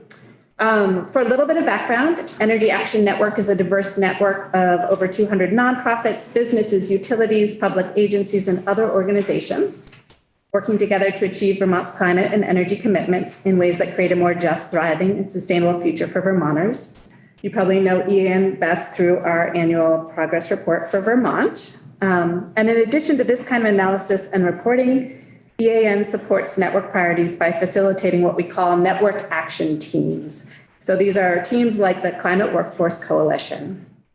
The Climate Workforce Coalition started in 2021. And I just provided you with a printout. Also, I emailed that, but if that should go to someone else, you can let me know so that it can get posted online afterwards. On the back of that handout, you can see an extensive list of the organizations that have been involved in this Climate Workforce Coalition. But sort of as a general view of what those organizations are, we bring together a lot of different organizations that do climate workforce related training or support businesses or utility efforts to grow the workforce. In terms of why we're doing this work, it's probably a little bit obvious, but as you know, the Global Warming Solutions Act and the Vermont Climate Action Plan require Vermont to rapidly scale up deployment of clean energy solutions to meet our greenhouse gas reduction commitments. And this means scaling up the climate workforce at exactly the time when qualified workers are very challenging to find for employers all across the board. So what have we been doing? In late 2021 and early 2022, the Climate Workforce Coalition started our work by analyzing Vermont's current climate workforce. We wanted to understand the scale of the sector. We wanted to understand the barriers and the pipelines and pathways that workers could take within the climate workforce. According to our analysis, almost 19,000 Vermonters are already working in the climate workforce. Most of these workers are in renewable energy and energy efficiency, but they're also in additional fields like ecosystem services, public transit, education, and related fields like that. So early on, the coalition took a deep dive into conversations to learn more about workforce barriers and solutions, learning a lot about things like issues with housing and transportation and childcare, all of the things that you know are barriers to employment across the board. And particularly because of that housing barrier, our coalition really decided to focus mainly on the people who are already living in Vermont and who could potentially join the climate workforce but aren't in it right now. Along that path, we really wanted to hear more from people in Vermont who were those potential workers.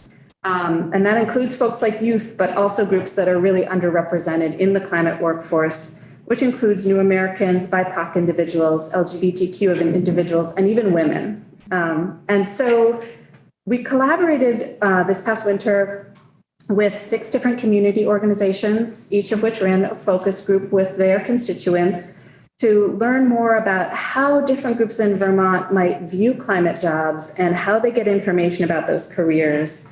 Those results are in a climate workforce community feedback and findings report that you can find on our webpage. And there's a link to that in the handout I gave out and a web address for that. People are motivated, as you would think, mostly by salary and benefits, but also by mission. That was actually what came in third. So people are really motivated to do this work if they know about it and see a pathway for themselves. So what we're working on currently, we have this broad coalition of partners, and we're sort of working to support both some things on the employer side, how do we support employers, and some things on the employee side, who are those potential employees and how can we help them? So for a few examples, Advance Vermont, Serve, Earn, and Learn, Vermont Energy Education Program, and UVM have been working together to create some outreach materials for students and for college and career navigators, the people who teach students about where they might go.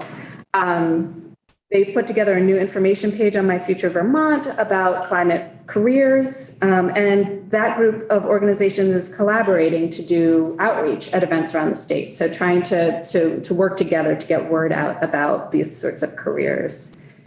Another thing that a lot of our members are actually supporting is the work to look into having a weatherization training center in that business planning process. So that's being organized by the Vermont Office of Economic Opportunity and Efficiency Vermont, that's funded through a Department of Energy grant. And that group is trying to align training opportunities and services for weatherization and climate careers. They're going to have a report that'll be ready by mid-February, and they'll be at a point where they can make a go, no-go decision. Can we go ahead and design a weatherization climate training center for the state of Vermont? So a lot of our parties are supporting them in that work. The Climate Workforce Coalition has also helped to catalyze a talent pipeline management project that Efficiency Vermont is planning on starting early next year. That will focus on weatherization and heating electrification workforce, and they will bring together businesses. So that's a business-focused side.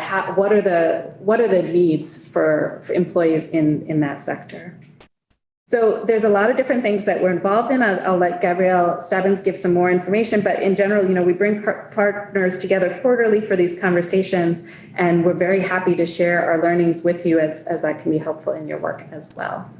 Thank you. We don't hear from Representative Stebbins and then go to questions. Good afternoon, Senators. It's great to see you all. Thanks for taking a day to dive into so many important topics, listening to Ted Brady and onwards. I just want to say, there are not too many really exciting, happy news stories about climate change, with the exception that the refocusing on trades and really meaningful jobs that don't necessarily require 4 to 6 year, post high school investments and time. That's incredibly exciting to think about the gap of how many Vermonters graduate high school, but then don't necessarily go to college and end up in, dead end jobs that perhaps are not necessarily a career pathway.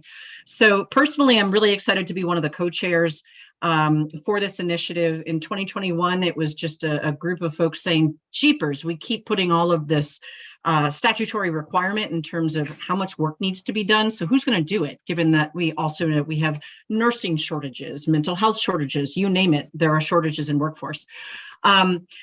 I'm really impressed with how much has occurred over the last 2 years. Having the development of a business work plan for what a weatherization workforce center might look like, so that we actually had a statewide place for folks to be able to get training, identify certificate pathways, and secondarily, the opportunity for the talent pipeline management that Kara just spoke about is huge. Reaching out to employees or potential employees to find out what would bring them to a job is half of the piece of the puzzle. The other piece of the puzzle is saying, hey, businesses, what are your pain points?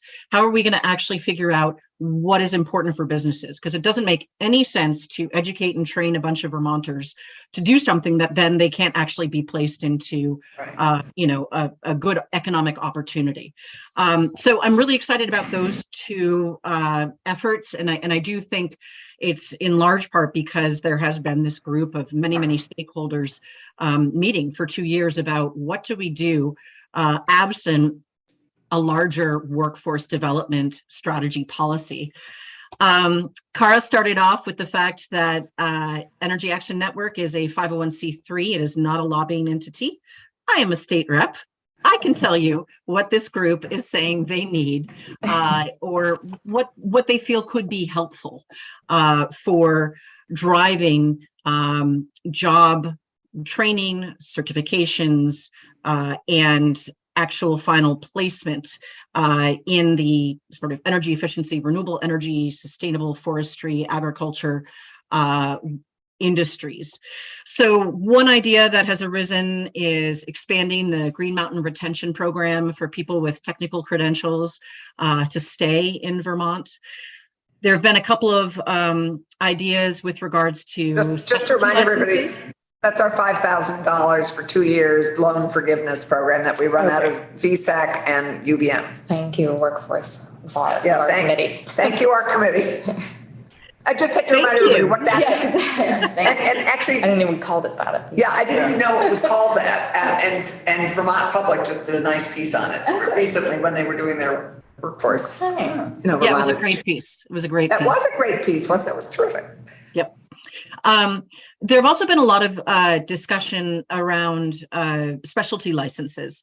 We have a lot of people who are trained in a variety of backgrounds. So it's not necessarily an issue of training, a portion of our future workers from start to scratch. It's more about reskilling and shifting from perhaps,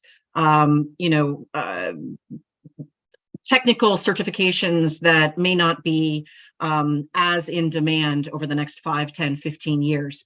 So one of the ways you can do that is looking into specialty license programs to identify, what are the training gaps for people currently working in a particular industry, and then how do we identify the license that's appropriate to that individual so that they can then have the future skills they need. Another area, the perpetual ongoing issue of the fact that there's a financial disincentive for high schools to send students to technical centers. There was a paper, a study released, I believe it was last March, this is, definitely thorny. It opens up the entire education funding discussion, but it is a challenge. And one of the items that the coalition is working with is how do we connect with school boards? How do we connect with CTEs? How do we connect with guidance counselors? Which brings me to the next piece, which is. Before you leave that, Gabrielle, that latest report on that is due to us very soon. That AOE is overseeing. That is due to us, I think, November. I'll check with Heather Boucher, but we asked for that 2 years ago or 3 years ago. It's like one of the key issues we have to solve. Yep.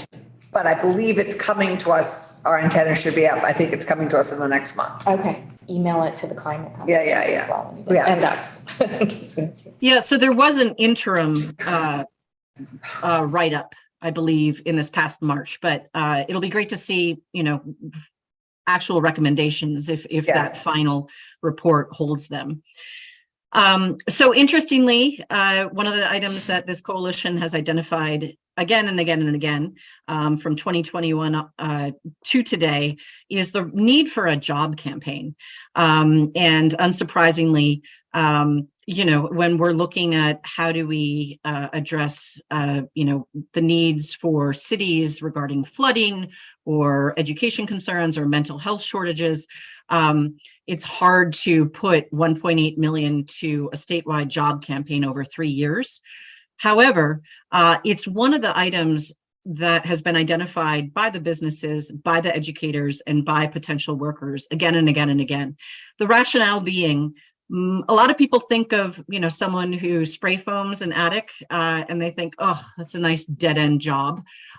You're not necessarily, there are a lot of folks who might be willing and interested to start there if they understood how they could then build upon that initial training via certifications, via additional coursework through manufacturers or distributors, to eventually build a career. I was interviewing an HVAC business owner a little while ago, and I asked him, so, how did you end up where you landed? And he said, it was a neighbor.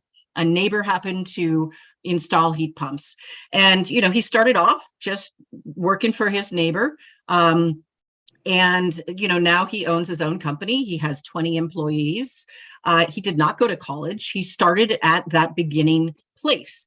But there is such a stigma associated with trades that to break through that and to connect with all the high school students that are graduating but not going to college, to connect with new Americans, to connect with folks coming out of correctional facilities, that takes a storytelling and it takes an explanation of the pathways of starting here and then going there. So that's another critical piece is a job campaign. And then lastly, one of the items that we funded last year, which I think was really critically important, particularly since we're asking so many small businesses through the Affordable Heat Act to transition, is Vermont Sustainable Jobs Fund does have funding to provide business training and support to smaller energy service companies who are wanting to make a transition from perhaps 100 years of selling, heating oil to installing heat pumps. So that is an area where, again, if we're going to ask businesses to make this transition, or rather if we're going to mandate it through a clean heat standard, then we need to also offer the tools in the toolbox to be able to have the support to make that transition. So those are 5 of the areas that have been identified thus far, but I'm hearing more and more with every passing day. Great. Thank you. I think we have time for one little question. Thank you. This all sounds really good. And we know where to find you, Representative Stebbins. So yes, you do. Are businesses taking advantage of the last effort you talked about with the Vermont Sustainable Jobs Fund? Yes, they are. Good. The proposal is the enrollment period is starting up, I believe, in the next month or so, and then it'll close in December. And the business training begins. The actual program begins in January of 2024. But I think there's lots of interest. Lots of- good. I think Ellen is. Thank you. And quite honestly, we heard in testimony this year that they're like 2/3 of the energy companies are already doing it. Oh, good.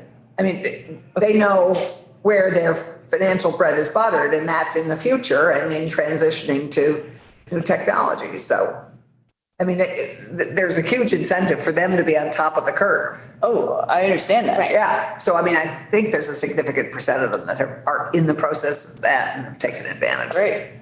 Well, thanks for all your work. I know you've been meeting a long time and pulling stakeholders together. Hopefully, especially, I often defer to Senator Clarkson, my vice chair, to carry our workforce bill and initiatives since she's so engaged outside of the session as well. So if there's an update or some policy formulation work just before January or when we need to submit bills on the House and Senate side, hopefully. One's already coming. Yes. But I think Becca sent you and I need to connect. So we'll do that. Yes. I know, Becca gave me a heads up. Thank you both so much. And thank you for being very timely. We do appreciate it. We are running behind. So That's why I'm much not asking any appreciated. questions. Thank you for your work. Thank you for yours. With the remaining witnesses we have, does anyone have a really significant time constraint right now? I mean, I know we have commissioners in the room, et cetera, but yours coming soon. So next on our list is Commissioner Pelham. If you're able. Oh, is Heather here? Oh, how exciting. Did you bring your Vermont pins with you? I did. Oh, yes. I'll do that first. Were we supposed to extend this? These are going to Taiwan. Yes. We have You are divine. pins and flags. Oh, honey, you are the best. Stickers and magnets. Oh, my gosh. This is like bounty. Commissioner Pelham, while you're getting in the chair, we do have someone online who has to leave at 2:15, which is soon. So Clarissa, is there anything you wanted to say before you have to hop off? Hi, thank you for having me. Jessica was kind of gonna get us started, but between her and I, it was gonna be, I think, less than 5 minutes. So if you want us to jump in, I'll let Jess start and then I'll fill in when she's done. How do you feel about that? Okay, so we do have a time constraint. You're welcome to sit right there if you want. I'll come over. Are you okay with that, Jessica? Okay. Yeah. I didn't want to, we made a backup plan of me just reading Okay. his testimony, but. Well, while you're sitting down, folks may or may not know that Clarissa kind of took an emergency command lead in Lamoille County, way outside of her job description. We've been talking a lot about people who volunteered to do things that they were not particularly well equipped to do, but rose to the occasion. So we appreciate that. Thank you, Heather. Thank you to this committee and Senator Romney for having us here. My name is Jessica Savage, and I'm the Director of Community Collaboration with the Vermont Council on Development. Today, we're here to talk about the Vermont Working Communities Challenge and how this investment that you and others have made in this initiative has shown up in the wake of the flooding and is laying the foundation for our workforce and a resilient and equitable economy for Vermont's communities. I'll be very brief and then hand it right over to Clarissa, but just to say that Vermont Council on Rural Development, we work with communities all around the state. We provide facilitation, technical assistance, and other services. And what we see is that time and again, communities are willing to come together around challenges and that they will identify those challenges, highlight opportunities, and take action. With the Working Communities Challenge, the interconnected issues of housing, transportation, racial and social equity, job quality, childcare are all being addressed at a multi-community scale, a scale chosen by the communities themselves across all sectors and with investment in the human capacity needed to partner, collaborate, and effectively solve long-standing economic problems by changing the conditions keeping those problems in place. In the wake of the floods, VCRD has been listening to flood-affected communities, and what we are hearing is that individuals, households, businesses, and municipalities need capacity. You've heard that today from others, I'm sure. The Vermont Working Communities Challenge is a capacity-building investment, working to create the conditions where people can thrive and ultimately be the workforce you're talking about today. As you consider climate resilience and a climate workforce, we know that people will need opportunities and capacity for community engagement, deep listening of what people's experiences are and what they need and want. We need support for resource navigation, and Clarissa's going to talk more about that, from start to finish, a hand to hold the whole way, and support for those navigators who are dealing with traumatized people. Capacity for project implementation and management at the individual and the household scale, all the way up through the regional scale. So now I'm going to hand this over to Clarissa, and thank you for staying. She had to leave like now, so. Yes. Thank you. You're muted. Classic Zoom problem, right? So my name is Clarissa French. I'm the Executive Director of United Way of Lamoille County. We're the backbone partner for the Working Communities Challenge grant here in Lamoille County. We were also part of the Unified Command on the Lamoille Flooding Response Team. And we will be the fiscal sponsor for our long-term recovery group, which we're working hard to set up in partnership with FEMA. As Jessica mentioned, in Lamoille County, the focus of our work is really reducing barriers to the economy, such as housing, transportation, and resource coordination, which is really having someone available to support traumatized individuals to navigate our human services, including health insurance, financial counseling, et cetera. So the flooding really made it clear how important addressing these issues is. Trauma and crisis make it impossible to focus on career development. Safety, food, housing, and transportation really become the sole focus when someone is in survival mode. And what we know that is for any industry that's looking for workers, including climate workers, you really do have to support the worker on an individual level and simultaneously support communities to strengthen and increase the resources on a macro level, as Jessica mentioned. So to support an economy and a workforce that's climate resilient, you really have to invest in housing that doesn't get flooded, transportation that's easy to access, and programs that provide resources to all levels of income, not just those at the bottom rung of the socioeconomic ladder. When workers feel supported in the communities that they live and work in, employment retention is higher, engagement in a professional development and advancement really does increase. The worker, the employer, and the community are all interconnected. And so if one is suffering, all will suffer. And we're seeing that exemplified throughout the flooding with an acute crisis. The goal is really to find projects that will create the most impact on all three. We talk a lot about proxy power in our WCC. And so as we look for what projects we're working on, we really try to focus on the projects that are going to support the most people in the most equitable way. So funding project management capacity is really crucial to this on a macro level. It means that projects get to move forward. And then funding things like housing, transportation, and resource coordination means that workers can go to work and focus on work. So I just encourage the committee, as you're looking at climate resilience and you're looking at a climate workforce, that by focusing on the worker and how to support the worker in their life outside of work, you are increasing their capacity to show up for work and to be effective in their jobs. And with that, I'm going to sign off. Thank you so much for making time for me. And it was nice to see you all. Thanks, Clarissa.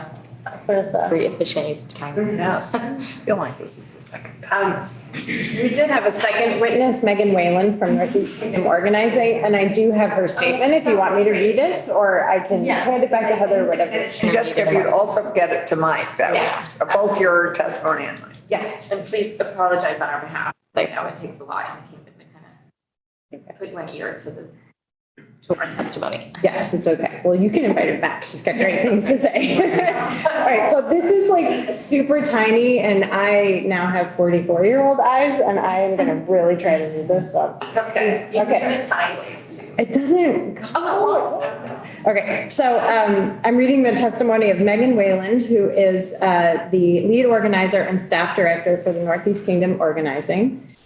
Or NECO. NECO is part of the Northeast Kingdom's Working Communities Challenge team led by the Northeast Kingdom Collaborative. They're in year 2 of their project. So Clarissa, who just testified, they're in year 3 heading into year 4. So their Working Communities Challenge work prior to the flood allowed them to knock on hundreds of doors in the center of the kingdom. 4 months before the flood, they talked with 400 people in the town of Barton in particular, which is 25% of the population. Because of that, they had built face-to-face relationships and a sense of trust that allowed them to respond quickly to the flood. They called everyone on their list, went door to door again in the aftermath, and we saw it was underneath or hidden or underground, both literally and figuratively. And when the NEK didn't get the FEMA designate declaration, they were able to take FEMA into their neighborhoods and show them that we too, the people of this region who are continually left behind, were impacted by this disaster. And it's not over. Since then, they've organized post-flood community conversations in the hardest hit towns in the kingdom, Glover, Barton, and Coventry. They've been asking what worked about the flood response, what didn't work, and what do you need now? What people need now is a safe, warm, affordable place to live. They need jobs with dignified wages. They need to know that if they put in their 40 hours, they'll be able to compete in an aggressive housing market. And they need to not have multiple jobs and living wages so that they can invest in all the things they know are needed. Time to check in on their neighbors, time to volunteer, and to be civically engaged. She wants to reiterate that any workforce needs safe and affordable housing. What they saw in the flood was that people who were hardest hit were already in cheap marginal housing on cheap marginal land. They need to move, we need to move land out of the commodity market, and we have to disrupt traditional, historical, racist, and classist channels for wealth. That means that people in mobile homes need to be able to build equity. It means that the people who can receive government funding to build accessory dwelling units shouldn't only be people who already own existing structures and have stable housing. What about bare landowners? Often, like in her case personally, the only difference between a renter and a homeowner is the ability to save for a down payment. They need to fund down, we need to fund down payments. I'm not sure how to read this for some reason. We need to fund down payments more robustly. It also means more people, climate refugees, BIPOC, working class people, need to have access to land that allows for food production, hunting and fishing, watershed protection, and relationship with land. Last, we are experiencing a decline in our agricultural economy. The future of small-scale agriculture is the future of the climate. We need to invest in small-scale agriculture and housing. Part of that equation is also expanding who has access to land. We need to be committed to bold experimentation and wealth redistribution so that we can hold land in common and have dignified places for people to live and work. Great.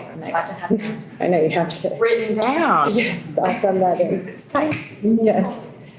So I know you're behind. I have a few things to hand out, and I'm sure to send them to Mike as a PDF. But we did a little progress report since the last time we were here. It's just progress, which, as you've heard me say before when I've come here, the Working Communities Challenge is about experimenting, which isn't just about all the good stuff. This is all the good stuff, though. So hopefully that gives you a sense of what the teams have been up to. And as a reminder for those who would like it, I do have a map of all 8 of the Working Communities Challenge teams and where they are and what their goals are. If you want, but yeah. And Jessica, could you just remind us how much longer we have this grant from the Federal Reserve? Well, so it's not a grant from the federal. It was initially, wasn't it? Well, so what they did is gut together all the funders, and then they collected it in one spot and then distributed it through a grant, yes, to the team. So just to be clear, they always correct me when they're the funder. You guys are the funder. The state of Vermont was one of the biggest investors. Right. So we have the initial round of funding for 3 of the teams. Was meant to end in January. We've secured enough funding to create what we're calling a bridge year for the next year for those 3 teams. Those 3 teams are Lamoille County, Springfield area, and Greater Barrie area. So those 3 teams right now are deciding how they're going to take what they're working on and adapt it to the moment for the next year. What we're also doing is planning for what we're calling the sustainability phase, which is 2025 and beyond. And we hope to get another round of funders. And we already have some initial funding from some national philanthropy that want to see this continue, because this is big work. It's systems change work. It takes longer than 3 years to change your economy. So, so that's the plan, is to look for an additional sort of 3-year round. It'll look different. But we think that we've heard from the teams that they need more time to work on those big goals. So, even though they're making great progress, I mean, Springfield's just doing a rocking job. Yeah, they really are. So it's Barrie, Springfield, and Lamoille County. Lamoille, right? Yeah, that would normally end in January, but we found another year of funding that exists. So, Thank you so much. Thank you. Jessica. Okay. For your patience. Thank you. I do have maps, yeah. Yeah, you can bring them down here. Yeah, for sure. Yeah, maps are good. Okay. We love math. Thanks. Commissioner, how are you doing? Are you? I'm fine, sorry. No, did you fill up your water? I did, thank you. Thank you, Heather. Oh, more things. Thank you. So again, you know, I asked the commissioner to come out of a number of conversations. It feels really pertinent to just hear how tourism is doing post-flood and with climate change in general. I feel like the good news is everywhere is unpredictable, so people are keeping their reservations hopefully. And, you know, I think you heard what Lalita shared, and we've been talking a lot about how, you know, visiting is the gateway to moving and how you're taking that on board, because there's been some, you know, discussions around how Vermont portrays itself for both tourism and moving here, and what you're thinking about that. No, I thank you. I appreciate the invitation and your time. So again, for the record, Heather Pelham, I am the Commissioner of the Department of Tourism and Marketing. And I would like to start out today just because it's the theme of resiliency and, you know, what we're seeing post-flood. So that certainly includes our tourism sector as well. I guess I need to start by saying it's actually going to be a little bit more time for us to understand the full impact just based on the data that we have. But I guess I just wanted to start sort of, you know, reset the stage. I know this is things that everybody has already witnessed, but in terms of like, if we think about it through the eyes of the visitor, you know, what we saw was like, you know, right here in our capital city, the, you know, the entire downtown core was just, I don't want to say decimated, but everybody knows how devastating it really was. You know, streets were closed for weeks. Scores of shops and restaurants are closed, many of which have still not reopened. And that's after 3 months of cleaning and repairing and a huge host of financial angst and worry. Hotel guests had to be evacuated by swift boat. I don't think that's ever happened to us before. You know, I'm not going to use business names here, but, you know, that business is still not open. So we still don't have, you know, a major hotel here in our capital city to house visitors. You know, farther south, one of our most iconic lodging properties lost 1,700 room nights because the town lost their water supply. Oh, I can't imagine who that was. And that's, you know, and that's not counting the lodging establishments that won't reopen, or the stores or the restaurants. In a week that should have been a celebration for our 18 communities along the Moyle Valley Rail Trail, you know, what should have been an amazing celebratory event that was town by town, instead, you know, we saw the flooding rip away bridges and years of investment in that amazing trail asset. You know, our state parks, our historic sites had to close. Performance venues, you know, had to be relocated. You know, events from destination weddings to concerts to bike races, all those, you know, were either canceled or had to be postponed. And then what I'm getting to is all those images of our very sadly flood ravaged communities, you know, from Montpelier to Ludlow, Barry, Johnston, they were all over the news. I'm sure many of you, I received calls of concern, but, you know, from as far away as Europe and Hawaii, how are we doing? And we all know a picture tells 1,000 words. And so that travelers were, you know, pretty shocked by what they saw, and they did cancel their trips and they have stayed away. So basically what started as a not so great summer between the smoke from the Canadian wildfires and the rain that just never stopped, it did pretty much go from bad to worse. Thankfully, many parts of the state suffered from the worst damages. You know, and as soon as public safety conditions allowed, we did our work to begin to let folks know, you know, where roads were open, where we would love to have them back, and that there were many areas of the state that were not impacted at all.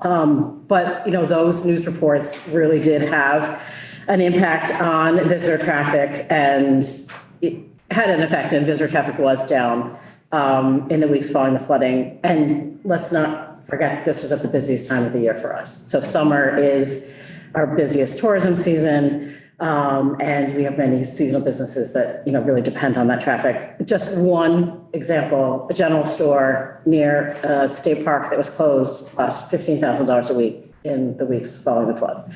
Because these businesses are just so integral to our communities and to the recreation assets that were, and that was just lack of customers. Right, they're not eligible for any flood relief because they were flood impacted. Right, so a lot of as you all know, a lot of the assistance so far has been focused on physical damages, which is crucial.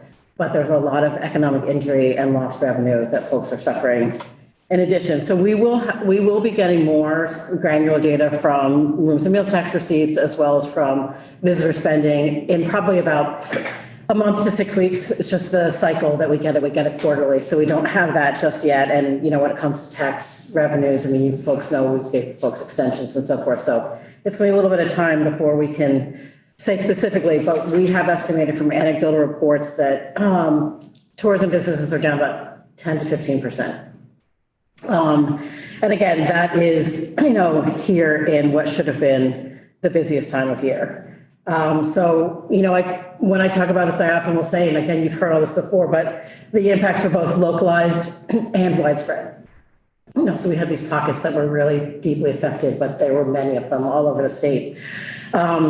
Some numbers that we do now have, lodging occupancy rates for the year are down year to date, year for year, down 6%. And I would say that almost certainly underestimates the effects of the flooding, because we know that residents and emergency workers and others are staying in our hotels, and that's not leisure travelers. So, this is just some of the complications in trying to put numbers to the effects that we've seen so far.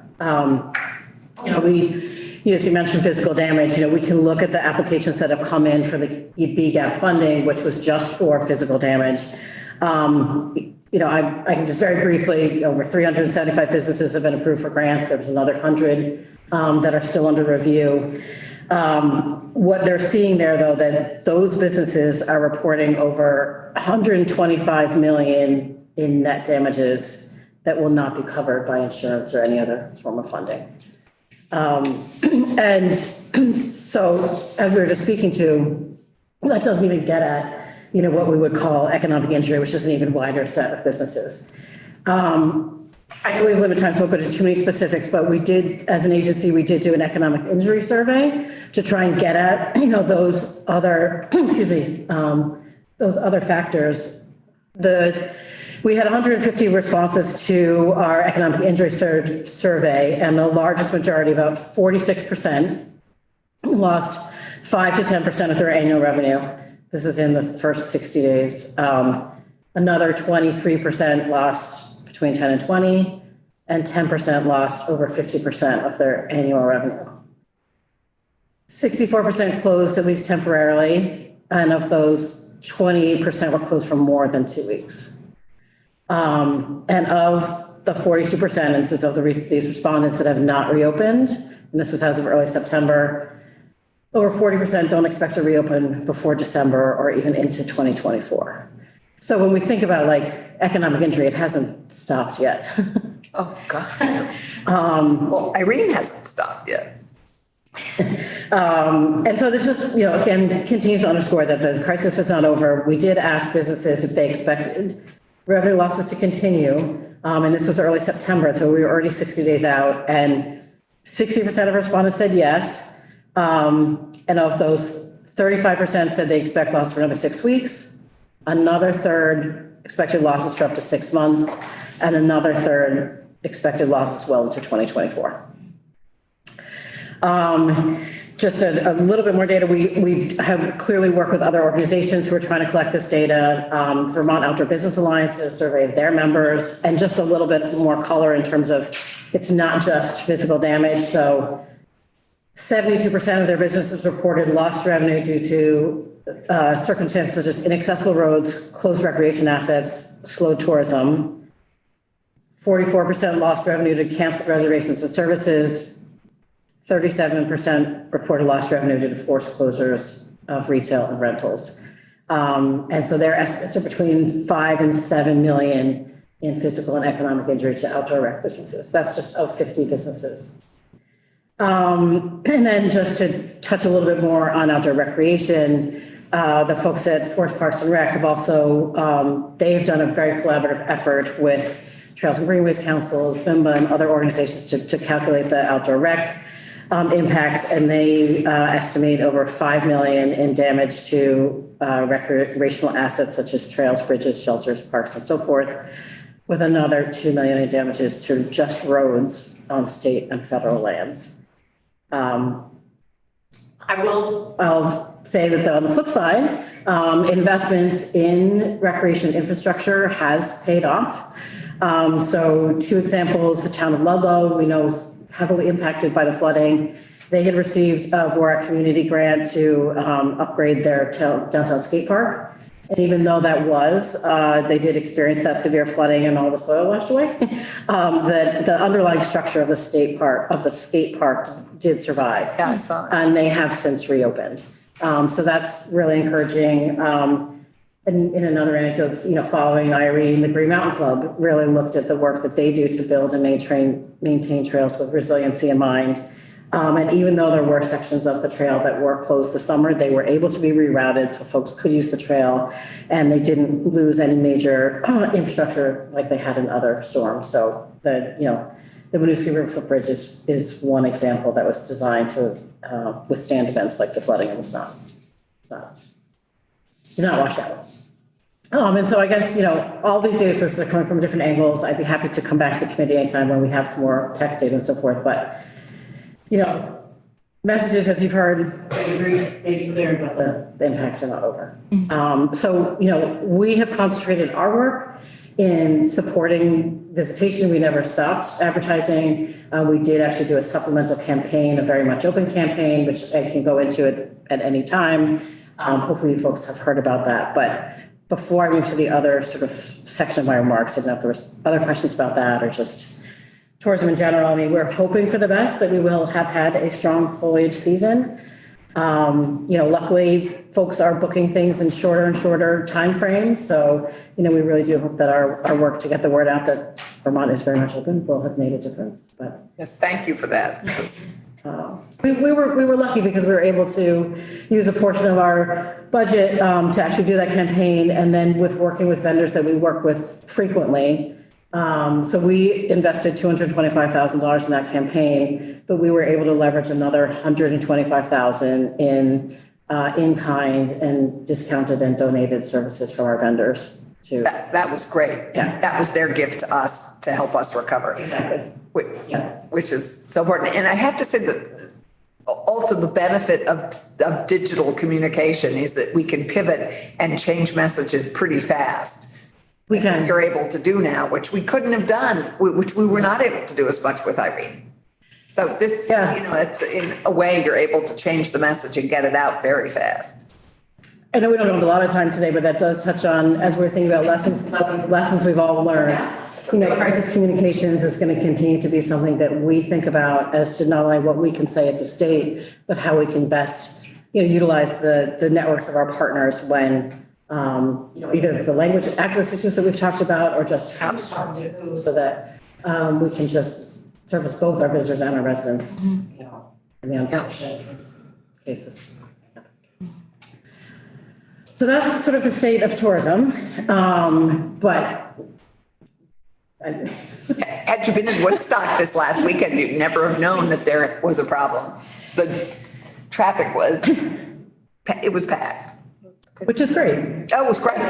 I know anyone who complains, I say, are you kidding? What plan are you on? We need this. It was a safety hazard getting off 89 to head towards Stowe. Both directions, the traffic was backed up onto the interstate. But we don't want to take it for granted. Right. Yes. Since we're talking workforce, 10% of our Demographics of the future. Yes. Is employed in the travel and tourism space. Right. But yes, Tara asked me to also speak about our relocation and retention work. So we started to have some conversations this summer, which was predicated by the fact that there were some videos that were created that, were to encourage visitation to Vermont. It's a wonderful thing. We all want to be able to invite folks to come, but there were some, it was done by another state agency, so it definitely brought some light on us, accurately. So that how intentional are we with our messaging? And where, I think this is a theme, we know these are difficult conversations, but we do have to be very careful when we are putting anything out in the world that represents the state to make sure that we are being intentional in that messaging, and we are representing, we're representing a diverse group of folks. Okay, thanks, I'm just being brought up to speed. Yeah, I don't, when we look at this incident, I think it's like, we all make mistakes. We can all learn from everything that happens, whether they happen directly to us or happen to our colleagues. This really where we've sort of done some soul searching is that this is not new, but every time something like this happens, it's a great point of reflection. To think about how intentional are we? We do think every day about how we're promoting the state. And also really understanding that we can't control every message that goes out there. I mean, you folks know this, but branding is that collective set of experiences. So I never let an opportunity to go by that we are all part of that. Like every interaction that we have with our neighbors and our visitors becomes part of the Vermont experience that folks have. And so we need to take ownership of that. And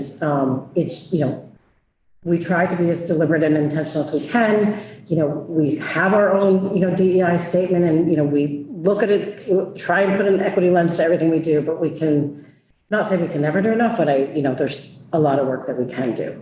But, there is a difference between intentionality and good coordination. So I think this incident makes me think, how coordinated are public messages about the state? And they should all kind of go through your office. I hate to say it, no matter what the agency or department is, in some ways, it should all go through your eyes, because your eyes are the best educated about all the issues. And it does strike me that any advertising that is done on behalf of Vermont as a state should come through the department, your department. And I appreciate that support and the trust, because it is trust for us to do our best. Again, I think I'll save going into more stuff that we do in terms of our efforts to make sure that we are looking at an equity lens for another time. But I did want to also mention that thanks to the appropriation that we received last year to increase our base funding for relocation, we have just launched our Think Vermont Grow grants. Yes. Grants for relocation outreach work. With that, there are two tracks of funding. One is for the Regional Relocation Network. So that's the one-on-one level concierge type services to make sure that we are able to help folks make that big decision to move here. The other one is an outreach track, which is how do we make sure that, not only new folks coming in, but when folks are already here, how do we make them feel welcome? And so we will be looking at those applications coming in specifically to see how folks, how their efforts are going to encourage a diverse group of potential residents to come here, and how can they help us make sure that they have a welcome experience once they arrive. Those applications aren't due until November 3rd, so I can come back and tell you what we received, but we're looking forward to working with folks like the Vermont Professionals of Color to do that outreach work. They're already part of the intake system we have when someone says, I'm interested in moving to the state. And we, not only what region are you interested in, but are you interested in speaking to somebody who might, be in a certain affinity group or help you in one particular area or another. We're able to divert folks to make sure they have those conversations. So we take that very seriously. And I can tell you more about that grant program as we get the applications. I would recommend, painful though it may be, the recent piece written by someone who I believe came through the state-to-state program and left the state, chronicling all the racist experiences she had, to make that required reading to underscore that it really takes everybody. Recruitment is not always our issue, it's retention. Yeah. And we should be staring that in the face and really honest with people, and that's going to make their experience easier, and they're going to have more people to talk to about it. So I would really stare this one in the face, because we need that desperately. No, and that individual and others have been very eloquent, and as painful as it is with their experience, much like we heard earlier. And it is difficult work, and we make mistakes as well. We know that, but I hope that the more we can talk about it and learn from it, and really face the facts that it's a long-term effort, and it takes all of us, and hopefully we can make some change. Thank you. Thank you, Commissioner. If you could also email us or Mike any national tourism data that's out there. I just have to imagine everybody's facing an issue that should make us feel better, but I am curious about how tourism as an industry is doing. It was 112 in a good part of this country. Right. Yes, there are disasters everywhere, so. Everything from the heat to the forest fires to the drought. I mean, it's all affected tourism. If there's like a thought piece about that. After the session starts or whenever it is, we can certainly talk about just general trends in the tourism industry, what we're seeing here in Vermont, whether it's this summer or otherwise, where we're going, what are the trends of travel tourism, and how Vermont is positioned. Maybe that's your op-ed that needs to go national. It's climate change impact on tourism.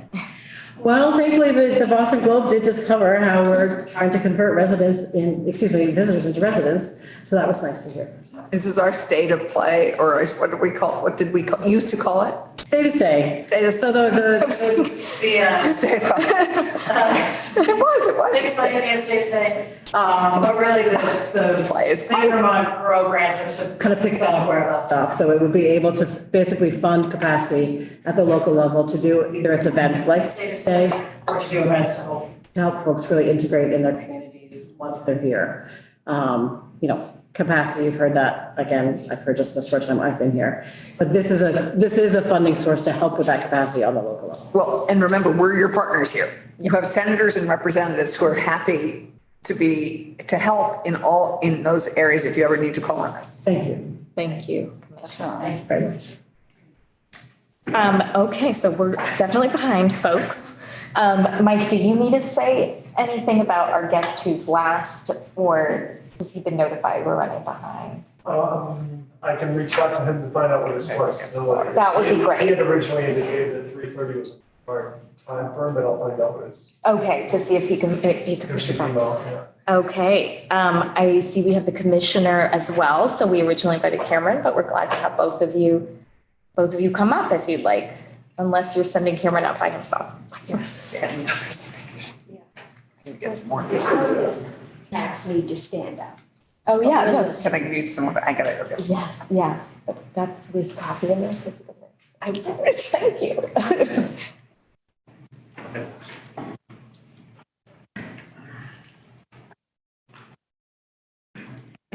Good afternoon. Thanks for your patience. Thanks Brattleboro for your patience. We appreciate it. Hi, Brattleboro. Okay. Thanks for being here. Good afternoon. Good afternoon. Michael Harrington, Commissioner, Department of Labor. I'm honestly just here to support Cameron and answer any ancillary questions. I know he's going to take speed with the information. So I'll let him take this. Sure. So for the record, Cameron Wood, the policy legislative director for the Vermont Department of Labor, and also serve as the unemployment insurance director for Parliament. Madam Chair, you had asked me to come and talk a little bit about disaster unemployment assistance. I have some information that I'm happy to share, just kind of highlighting initial numbers and initial payments out the door. And, I can start there. And in the interest of time, just happy to answer any questions that you and the committee may have. As you all know, we do operate a program called Disaster Unemployment Assistance. It's intended to provide unemployment assistance to individuals who are not eligible for regular UI. So one misnomer that was out there in the public was for anyone who lost employment due to the flooding would move to disaster unemployment assistance, and that wasn't the case. Most individuals who are employees remain within the UI system. And so even though their separation was due to the flooding, due to the declared disaster, those individuals remained in UI and would collect unemployment benefits, under the normal program and the normal process. So DUA would specifically be only for people who were not eligible regular unemployment assistance. That's primarily going to be business owners, but it can also include employees if they didn't have enough income to make them eligible for unemployment, or if there was another reason that they would be ineligible. So we were able to, the disaster for individual assistance was declared, I believe it was the week of July 10th. So that was the first week in which people were eligible, and we were able to backdate claims all the way back to that week. Obviously, we had to stand up a new program for DUA. It's not something that our mainframe UI system has the capability of, or the functionality to manage. So we did have to stand up a standalone system. Happy to go into details there. There was a little bit of frustration. We were stuck in between some federal bureaucracy, between the U.S. Department of Labor and FEMA about trying to stand up a system. Unfortunately, we were not given the support that we had requested from either of those two agencies. So we ended up having to build something from scratch internally with our Agency of Digital Services partners. That took us a little longer than we desired, but we were able to get the program stood up and issuing payments within 2 months after the flooding occurred. So we began taking applications towards the end of July, and then we were able to make first payment in that program. I believe it was September 7th was the first payment that we issued. So fortunately, at this point, I feel like we're in a space where, the program is on the tracks, if you will, and moving forward, and we have individuals who are filing their weekly claims and getting payments.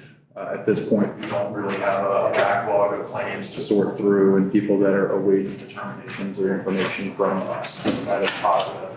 As far as the numbers go, if you are looking at the disaster unemployment program specifically, we have received 180 applications, and of those 180, we have 104 that have been approved. This is as of last week, so not including anything this week. 180 applications received, 104 have been approved, 31 of those have been denied, 5 of those have been withdrawn, and the rest of them are in some process of gathering information from the individual to make a proper determination. To date, we have issued out nearly 200,000. It's 178,953 in benefits through that program. So again, that's not including people who are in the regular UI system. This is just DUA. The one thing I was thinking about highlighting as we've been listening to the testimony, throughout the day and a lot of the testimony regarding climate and climate change and climate resilience, et cetera.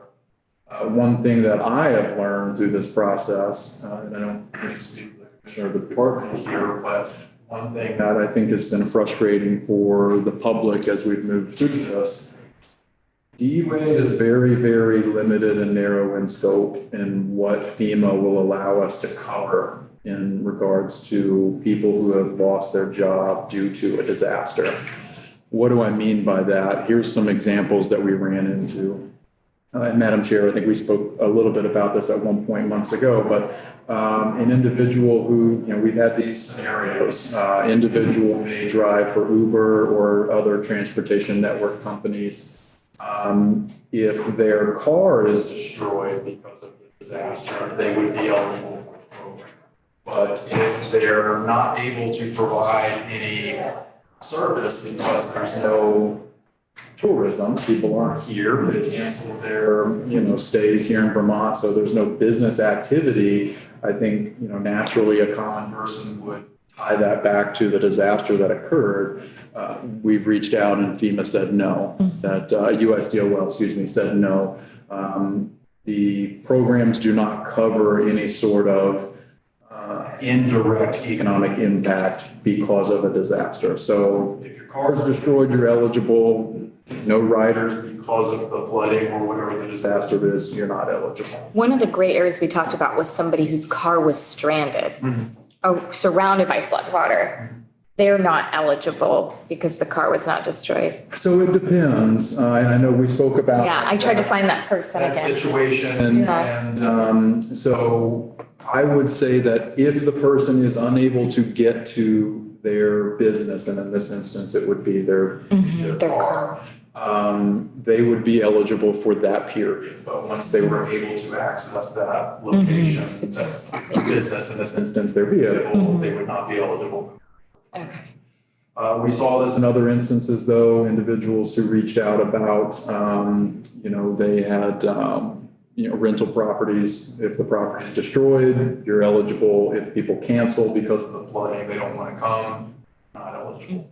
So, the other frustrating things, I think, for employers that we've interacted with are the process of going back to work. So this isn't like the pandemic. So when we had the pandemic unemployment assistance, we could keep people on that program if there were economic circumstances that were depressing their ability to make income, even if they were reopened.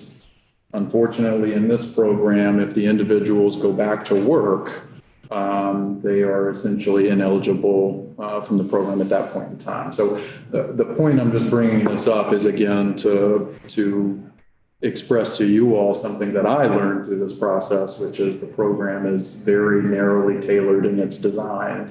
And again, as you're taking testimony about climate resilience and potential climate change, if there's going to be additional disasters as we move forward in the future, I don't want everyone to think that this is going to be here in every instance to help protect people who would not be eligible for regular unemployment.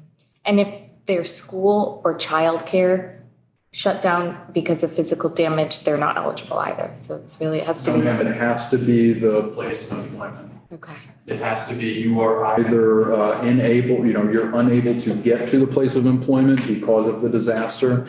If your house has been flooded out, your town is still flooded, and you live, if you work a few towns over, you can't get there, you would be eligible. Or if the place of employment itself was destroyed or damaged and you couldn't work. If there's some sort of secondary factor, your childcare is closed and therefore you're staying home to take care of your children, but your business is still open, you would not be eligible under that circumstance.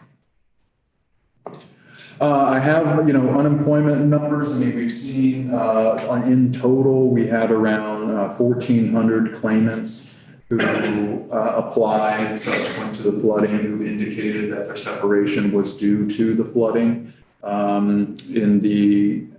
So we saw a spike in the regular unemployment claims. We've seen that dip down and then come back up a little bit. Right now, we're carrying unemployment numbers that are about 20%, 20 to 30% higher than they were the same period last year. Okay. So we do still have a higher claims volume. We're tracking more towards where we were at in 2019 versus last year, 2022. I want to be clear, like the numbers are still extremely low. I mean, this is the lowest unemployment we have, in a very long time. But, we are seeing a little bit of, residual impact from the disaster. And we expect that because we do have some employers that, you've heard testimony today about some employers who get to be able to reopen. And so they still have individuals who may be laid off or collecting partial unemployment. And we've been working with them to try to extend return to work dates in the appropriate circumstances. So I know there's been a little bit of frustration around that process, but I feel like we've been able to support all of the businesses that have reached out to us with that request, extending return to work date and not requiring their people to have to look for work in this period. So other than that, I mean, I'll pause. That was really the data that I brought, but happy to answer any questions that the committee has. Senator Brock. The disaster unemployment system that you had to create to deal with this, would that be something you wouldn't have to do once you get the new unemployment system? Yes, sir. And that leads to the second question is, I understood that federal funding based on FEMA funding was going to be not available as we anticipated for the UI system. Can you update us on where that stands? So the issues that we've run into in the past, and when I mentioned we've been kind of stuck between the bureaucracy of two federal agencies, disaster unemployment assistance is technically a FEMA program. The money that comes for the support of the program and the benefits comes from FEMA. But they actually, essentially, contract's not the right word, but they allow USDOL to administer the program on their behalf. So in the past, our mainframe system does not operate DUA, it never has. We had asked USDOL in the past, when funding opportunity had been available for system modernization, can we utilize some of the funds that we had been granted to help design a DUA system? USDOL's response to us at that point was, this is a FEMA program, it's not a USDOL program, you're not using our money to build a system for FEMA. Unfortunately, in FEMA, to our knowledge, they're not issuing out grant dollars for us to build systems, just as a normal course of business. So when the disaster occurred, we wanted to basically take the PUA system that we had, the Pandemic Unemployment Assistance system, and make minor tweaks to it to just utilize it for DUA. I mean, it's got most of the functionality we need, initial claims, weekly claims. It's got the ability to issue payments. Most of everything we need was right there. We wanted to just take that, use FEMA administrative dollars, and make the necessary changes and implement it. When we approached FEMA and asked to be able to do that, they came back to us and said no, that we could not use their administrative dollars to design or use for IT infrastructure and building a system. So that's where we were back to, okay, we can either do this entirely manually. We were concerned at the time about doing it that way, administering a program, entirely via paper and the processes that have to go into that. We weren't sure at the time what the impact was going to be. Some of the indications at the time were that this was going to be significantly, larger or have more significant impact than Irene, because there was a lot of flooding in downtown central areas, and so impacting a lot of businesses who may need to apply. So we made the decision collectively with ADS to work in-house to design something that would be enough for us to administer it electronically. Last thing I'll comment on, and Senator Brock, I hope I'm answering your question. Part of our new system that we are working towards, we're in contract negotiation and hope to have a project kick off in the next few months. That system it has built-in DUA support and functionality. So we won't be in this situation again in the future. It will be just people filing as they would a regular UI claimant. We'd be able to identify them and manage them within the same system as the regular UI claimants. But with the new system, part of the funding of that was going to be COVID money, was it not? My understanding is all of that is coming from state dollars. I don't know if some of it was ARP dollars off the top of my head. Well, the reason I asked is my understanding was that some of the UI system money was part of the COVID funding. And when Congress made changes to the program and cutbacks, that one of the things that was axed was money for the unemployment system. Is that correct? Okay. Yes, sir. I think I know what you're referring to. There was, I think it was I believe it was $2 billion that was made available to states. And Congress did cut that in half, and they clawed back, I believe it was $1 billion from USDOL that had not been issued out to states yet. Yep.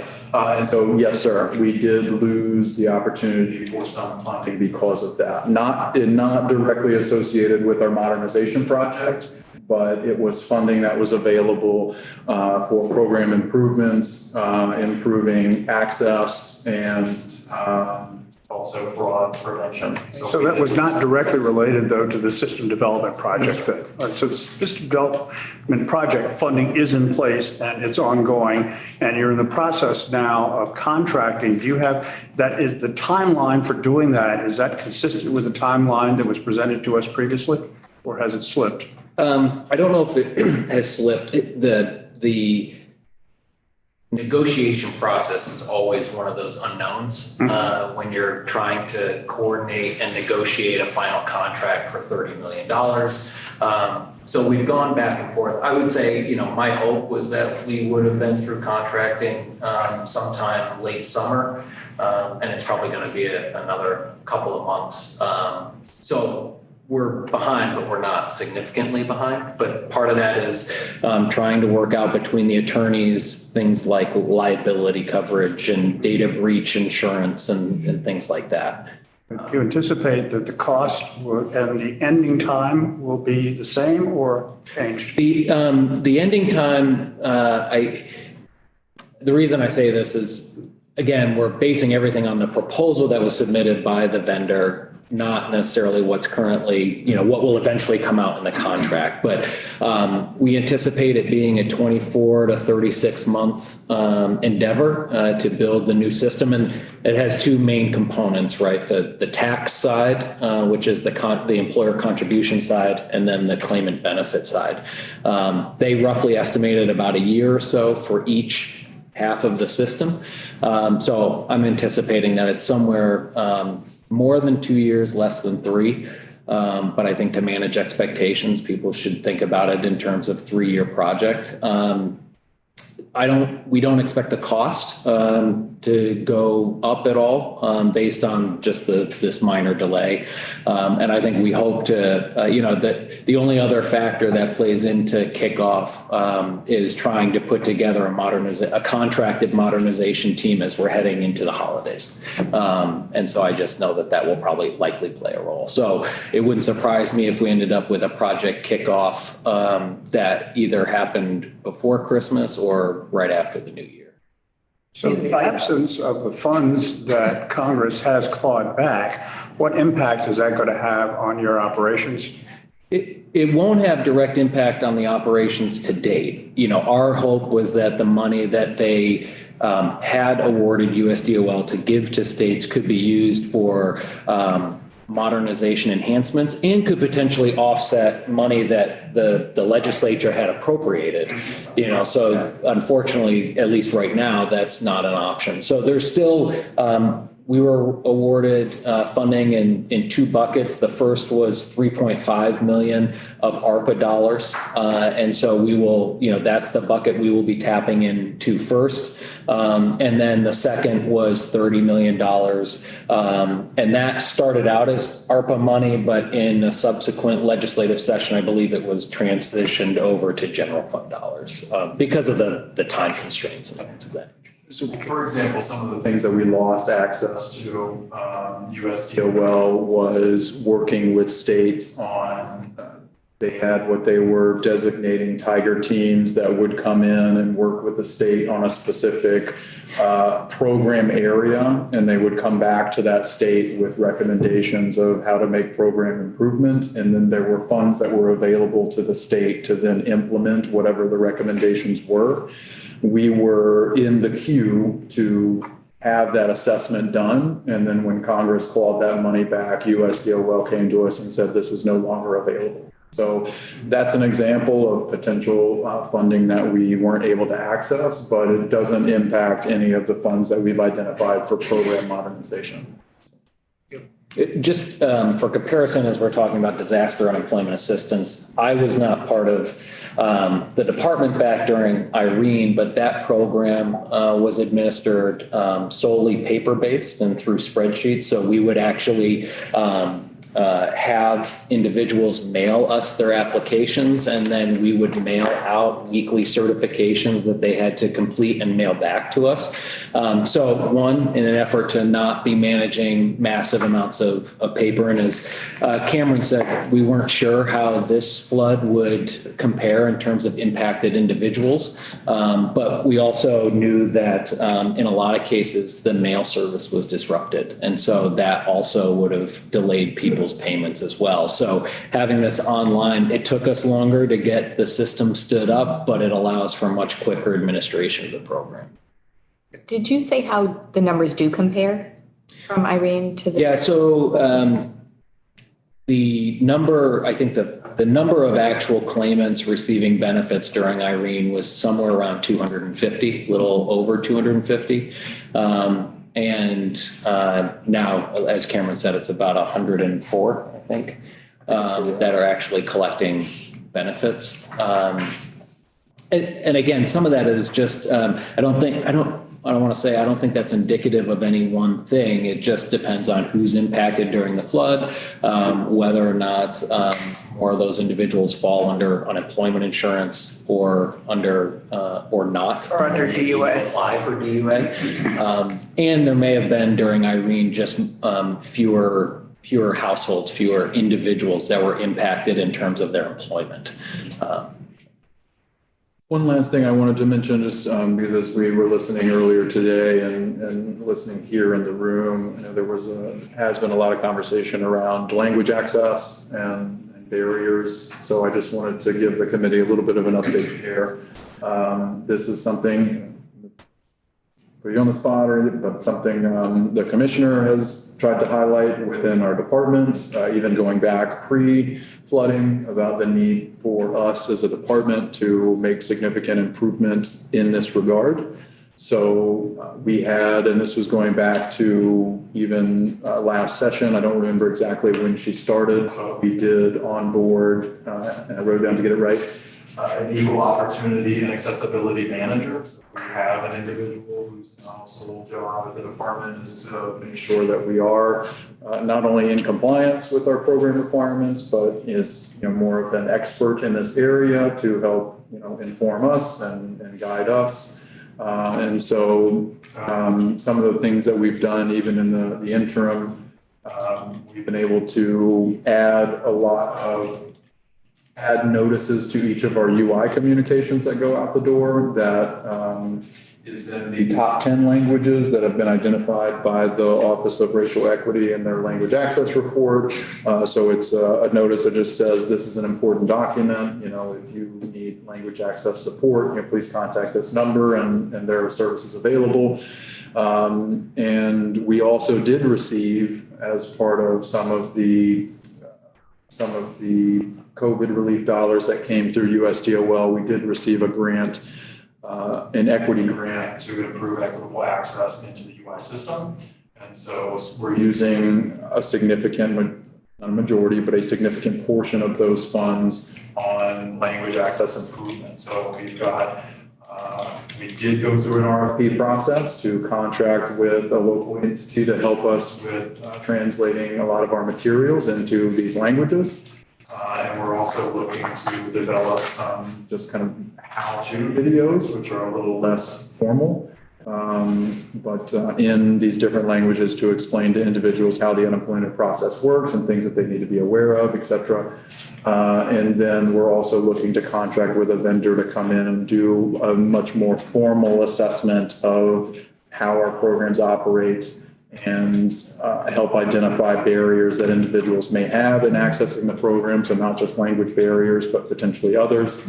And that contractor to also work with us through this modernization project. So we're not just recreating either new barriers or existing barriers as we design and develop the new system. Right. So I think we still have a lot of improvement to make, but I just wanted to acknowledge that this is something that the commissioner has made a priority, and we're trying to take steps, both immediate and long-term, to help address this. Very appreciated. Thank you. I'm going to move us along. We should get to our patient friends from Brattleboro. And our final guest is going to be at 4. So I apologize, but I think we all want to, I'm sure you want to drive back before it gets too dark also. So we have 45 minutes, if that's okay. So if all 4 of you want to come up, is that what you're doing? What? I was just saying, as always, if you need anything, reach out, let us know. We know where you are. Yes, ma'am. Thank you for having us. Thank you. Thanks.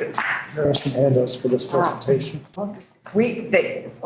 And I remembered to bring everything you guys gave us. And so we have that.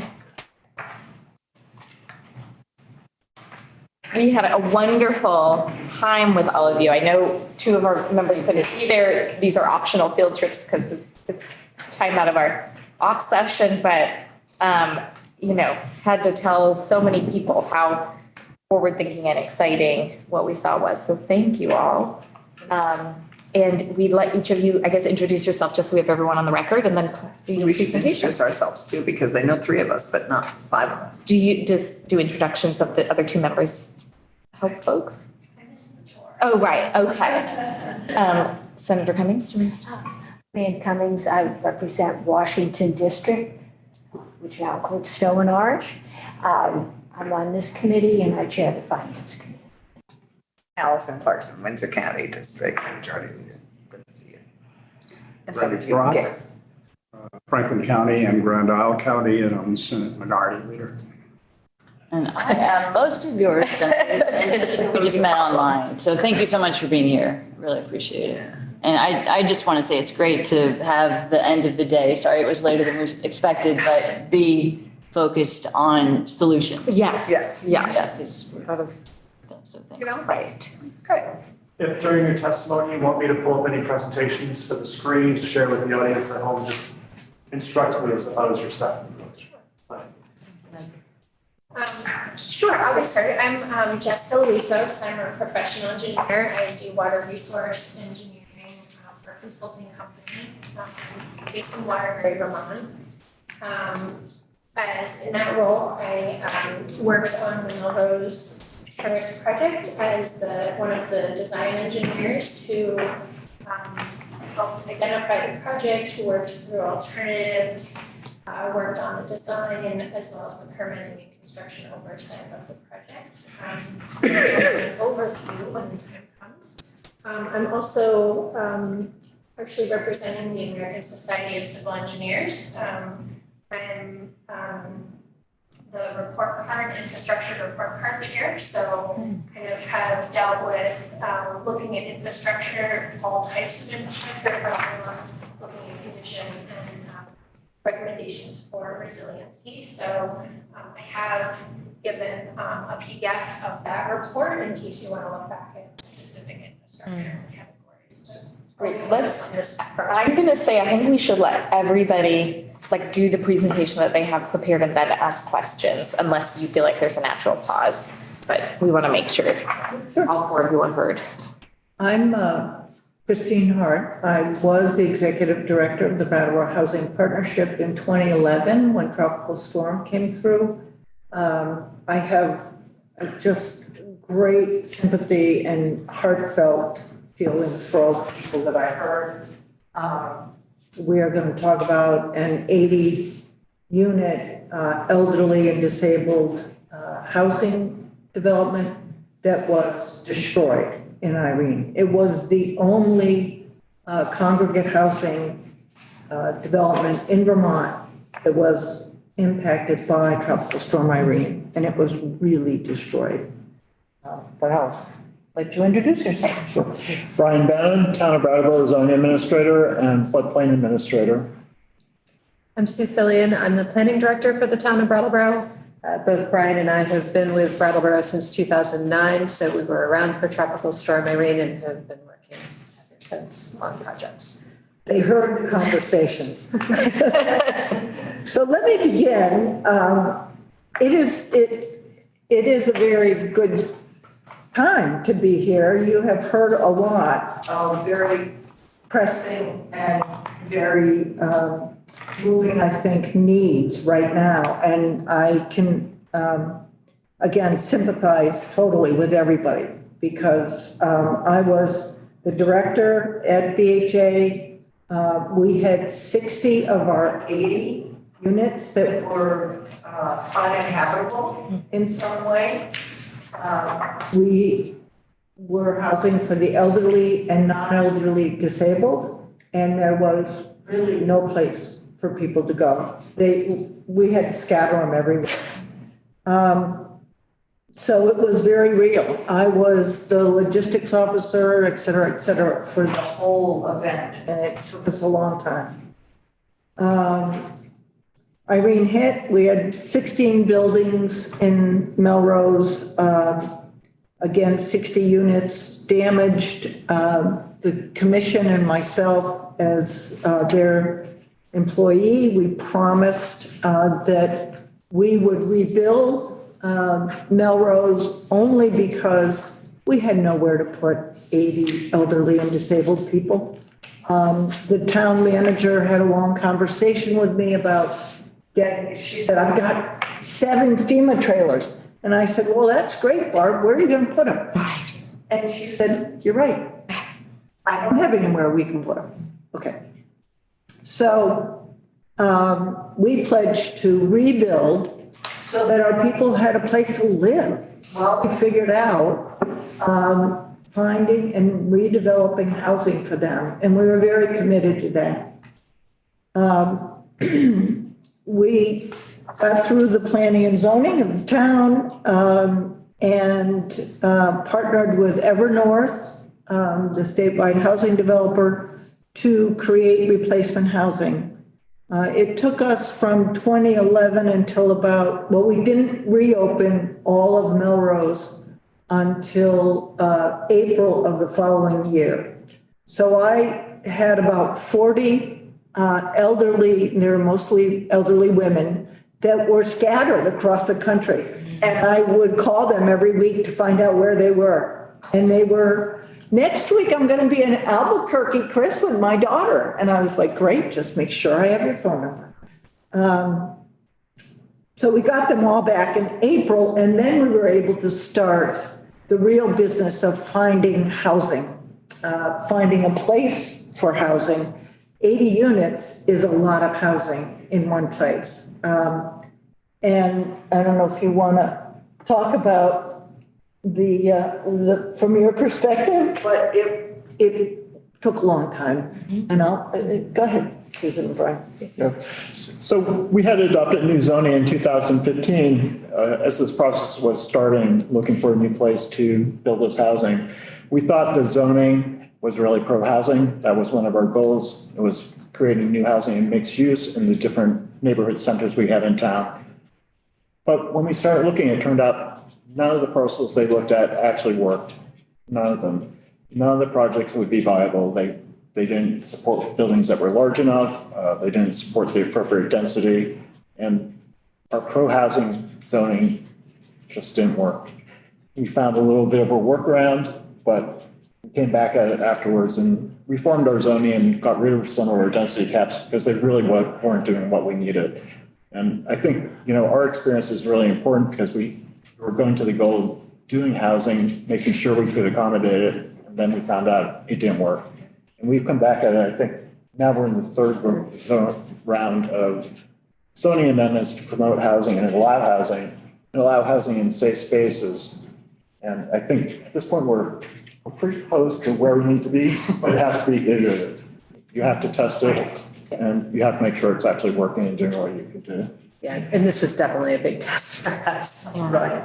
So we did finally, we had a lot of, a tremendous amount of participation from our residents, and they actually picked the site. It was a vacant lot. It was a terrible, terrible brownfield.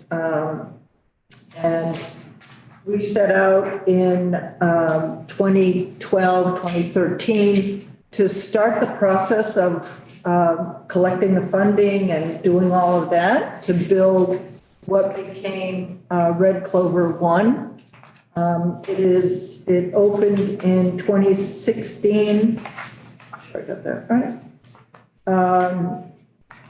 It is 55 units, 72,000 square feet, and it cost us 15.9, not us, but the state and us, $15.9 million to build.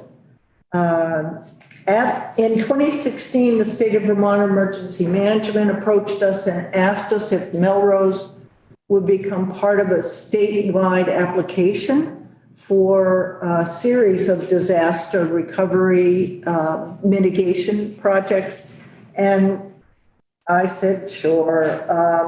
And it's a FEMA grant that we got. It was a very, very heavy lift. And it took an enormous amount of work to do that. So we were simultaneously preparing and working with the state to get the FEMA project funded and doing all of the development work to put in this new building.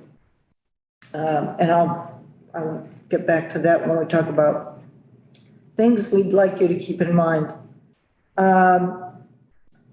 So we got the award, we built Red Clover, it opened in 2016. We had to move, it only had 55 units. We had to do all the relocation, but we got it done. And meanwhile, we were still going on with, I think you were on board by then, with the FEMA project. And here's just a list, and you've heard it from these other folks. FEMA had an on-site scoping visit. We, the engineers, had to do a conditional letter of map revision. We had to have an archaeology study. We had to go to the town DRB, which was fine. We had already done 2 very extensive environmental assessments, one for FEMA, one for the town after the storm. FEMA made us do another one, and they did one as well. And then we had to discuss with their federal historic preservation what was going to happen, because Melrose was built in 1965 and it was a historic property. The SHPO, the State Historic Preservation Officer, was absolutely wonderful. We were lucky that the HUD liaison for Vermont convened a large meeting of stakeholders. Something I'd recommend you encourage other people to do. Get all the state people. We got them all in the room. And they all sort of came in going, I'm going to protect my wetlands. I'm going to, But we had a great facilitator, and we kept saying, this is not sustainable, and we will not leave these people here. And by the end of the day, the SHPO officer said, I will let you demolish buildings, which was really a big deal. Yeah, that was big. Melrose was an absolute gem. It was an amazing public housing development. And that was what everybody did. I mean, it was sort of, she said that, and everybody was like, yeah, we all got to get together. And you now have another disaster. You have a big disaster. And I think the more you can get all the state people, all the secretaries that you've heard today in the room to say, how do we do this together as a state? How do we help the people on the ground that are really suffering and really needing to get something done? And sort of get people to back off of this is my territory. It's very, very important. And that was very helpful. Who was the facilitator? Who was the facilitator? He was Chris Campany. He's the director of the Regional Commission. Yes. And we had 2 of these meetings, and he did a fantastic job. Just to know. It's great. Susan. Yes. So the FEMA project started in 2016. We got the approval in 2019, but we were not able to start the work because there was still a lot more work, and Jess will go into this, that FEMA required before we could actually start the work. We were fortunate in that the Vermont Emergency Management, I saw Stephanie was one of your people this morning. The person at the time, and Steph would be good at this as well, went back to HUD and said, you have got to let that start spending money as of 2016 when you approved this. You made that award, but you didn't give them the money. Have not yet given them a dime. And they've spent all this money. So they did. Okay. They actually let us back fund. So we opened up Red Clover in 2016, and then we started to look for another parcel for the next, because we still had 25 more people. Again, it was a challenge. And the town, that by then Sue was the planner, they were great. And, we'd sit down and everybody would go, yeah, no. So what we found was that at the original Red Clover, we had a parking, we had parking under the building and we had a large parking area in the back. And we finally said, let's put the building there. And the town agreed and we said, okay, let's do that. So we were then able to start the process of getting the permits and the funding for the next building. In 2020, when Red Clover 2 opened, that was built for $6.1 million. It was 3 stories, 18,000 square feet. And it was 18 apartments. So we had about 7 folks that we could not house, but they got vouchers and it worked out all right because we had at least that many people that could take the voucher and we worked hard at helping them get relocated.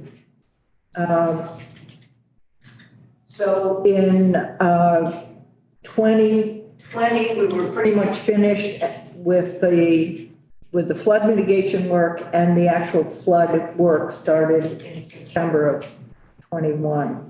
The project was completed in 2022. Jess will go into what it actually looks like and how they did it. But we converted 5.5 acres of the 8 acres of Melrose into a flood mitigation area. We tore down 11 buildings, 11 residential buildings. And since the flood mitigation area has opened, it has flooded 4 times. And Jess has some good photos for you of that. And we still have 6 buildings that BHP is now going to put back into housing, which is great that we're able to do that because we're pretty confident that we now have to go back for yet again another map revision, but we're very confident that we will have a much better flood map for Melrose as a result of this. So the summary is that it took us from 2011 until 2022 to do this project. And you're talking today with people that are just now still in the throes of cleaning. We walk down Main Street, they're still cleaning up. They're going to do that for months. It took us 11 years to do this project. It consisted of 2 new buildings, 73 units of housing. It cost $22 million just to build the housing. The relocation of 80 residents created 90,000 square feet of new building.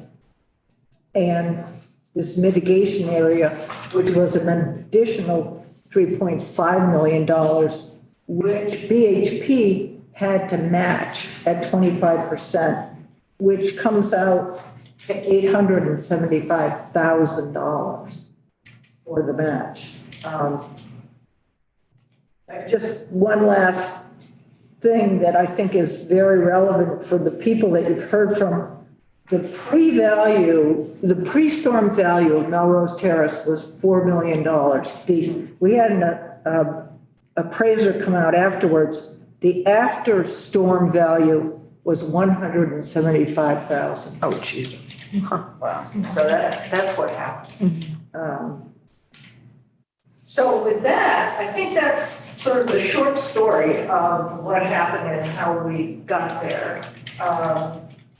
Can I just say that I think now, having seen it, that the post value of that is actually invaluable to the town of Brattleboro. I mean, you could not put, it would be very interesting to put a dollar amount on the amount of damage that was saved by what you absorbed in the new flood absorption area. Wendy doesn't like the word sponge, but but I think we need to be able to begin to put dollars on the amount that was saved by having that there to divert the water. I wasn't able to make the trip, but I'm looking at the pictures. These almost look like they were individual units, single level. Yes. Oh my God, they're amazing. And they're brick, Yes. which is pretty nice construction. When you replace them, Pretty nice. it sounds like you did a multi-story. Is that okay? We did, Red Clover Commons 1 and 2. The first one is very large, it's 55,000, it's 72,000 square feet. And it is 2 3/4 stories. And it's, it was really hard. I mean, it was a hard transition for people to go from this really lovely garden apartment. Because this looks like you Where they had a backyard. back door, and now they were, you know, An elevator. in a big building with elevators. So one of the things that we did, and I would encourage this of anybody, oh, there's pictures. Is trying to that's what it looked like when it rained. Anybody doing this, the impact on the tenants, while they really did want to move, I mean, they were traumatized by the storm. The water came in through the windows of these buildings, in these pictures. And they really lost everything. So, you know, but they wanted to move, they were happy to, you know, they were appreciative of what we were doing. But Melrose was really a special place, and it was really hard. And they went from this lovely garden apartment to an apartment building.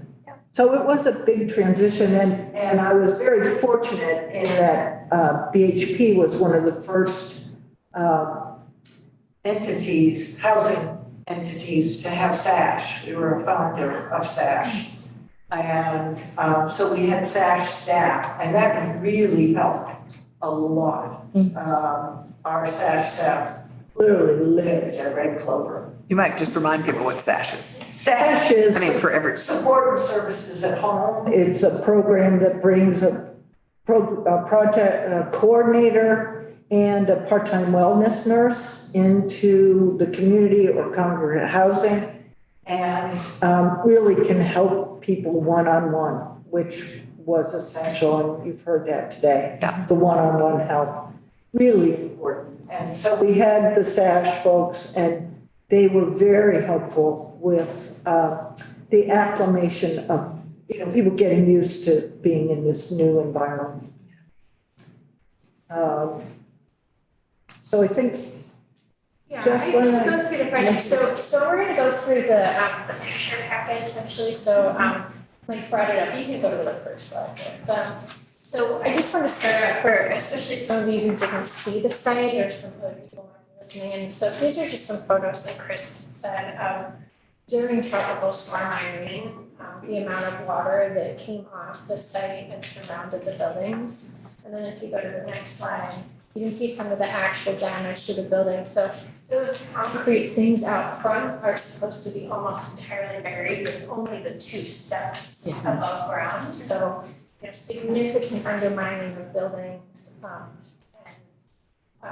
erosion damage. So not only things getting wet, but also things being damaged by erosion, which is, you know, completely separate, but often comes together like hazard. And what was really interesting was a lot of the deepest water and the fastest moving water was not right next to the river. It was at the back of the site because of the way the river jumped out at the upstream end and went down Melrose Street. So it wasn't kind of a typical inundation flooding. It was the buildings themselves kind of channeled the water between them, making flooding even worse kind of between the buildings. So in this picture, you could actually look underneath that building and see daylight all the way through it. And that building and the one next to it, are actually not in a mapped flood area.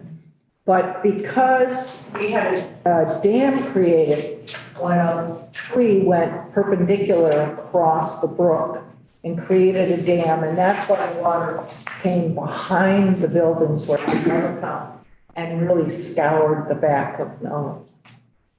So if you go to the next slide, I tried to do just a little bit of a summary of some of the analysis that went into it, like between the flooding that happened and all the work Chris was doing in parallel.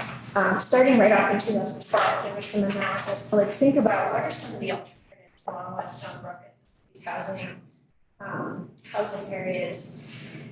Not only Melrose Terrace, but some of the other housing areas as well. Came up with some initial ideas that then were kind of reinforced and pushed forward with the 2015 Vermont Economic Resilience Initiative that highlighted those alternatives at Melrose Terrace, along with many other flood mitigation alternatives, not only on Westmount, but across the state in the many towns that were covered by that study. And then in 2015, we, as engineers, started to really get into the hard work of looking carefully at what happened, how, modeling the river. You can see a little snapshot of our model right there. This is looking in profile where the black line is the bottom of the river. The blue line and red lines are different storm levels, and then the kind of vertical lines are the bridges. So the Route 9 bridge is the first vertical line there. You can see it pushes the water up upstream of it. That's where the bridge is backwatering or creating more flooding upstream. And that Route 9 bridge is something that the town and the state have been working on a replacement for to kind of bring down that flood level. And then as part of our project, you can see where Melrose Terrace is called. Second vertical line is the George F. Miller Drive Bridge, where we also saw a lot of water getting pushed upstream, getting held back by the bridge. So a lot of the project components were to kind of reduce that flooding from the bridge and the buildings that were water. So looked at a lot of alternatives. And this is even before design even started. So, I mean, this is an effort where, in many towns or organizations, there isn't a person who's able to write a grant, to find the money, to, write an RFP and get someone coming on board. So, in this case, there were amazing people, staff and talent available to start this process. So, if you go to the next slide, we then start to show some of what we actually did at the site. So the right-hand photo in the blue shading shows the new floodplain area, and the black are the buildings that were removed. And then there's another kind of artist rendition of what that looks like when it's green and has trees on it, with the river kind of edge restored into a riparian area. What's some of the stats there? So removing 11 buildings, relocating the buildings or the road out of the floodplain, and relocating a significant amount of utilities, including the main sewer lines and water lines, and overhead utilities out of the floodplain as well. So that's something that was a big part of the design and a big part of the construction, but you're not going to see that because it's ground. So they dug out 28,000 cubic yards of fill from within that blue-green area there. And what's interesting is the contractor who actually did the work was taking back the fill that his dad put there. Oh my gosh. Oh my story. Yeah, seriously. Taking it back to this and that originally came from. So this was a spot where there was material brought in and blocking up the river. So Mike, if you go to the next photo, there's some information about the bridge here. So the bridge, when we look at flood mitigation projects, we do a lot of these studies, doing hydraulic modeling, looking at watersheds and figuring out where is the flooding, what's causing the flooding and what we can do about it. Bridges and culverts are often the culprits, and this is part of the case at this site. So The bridge by itself is shown, and it was undersized for bank width and had essentially no flood capacity. It was over the top of the 25-year flood.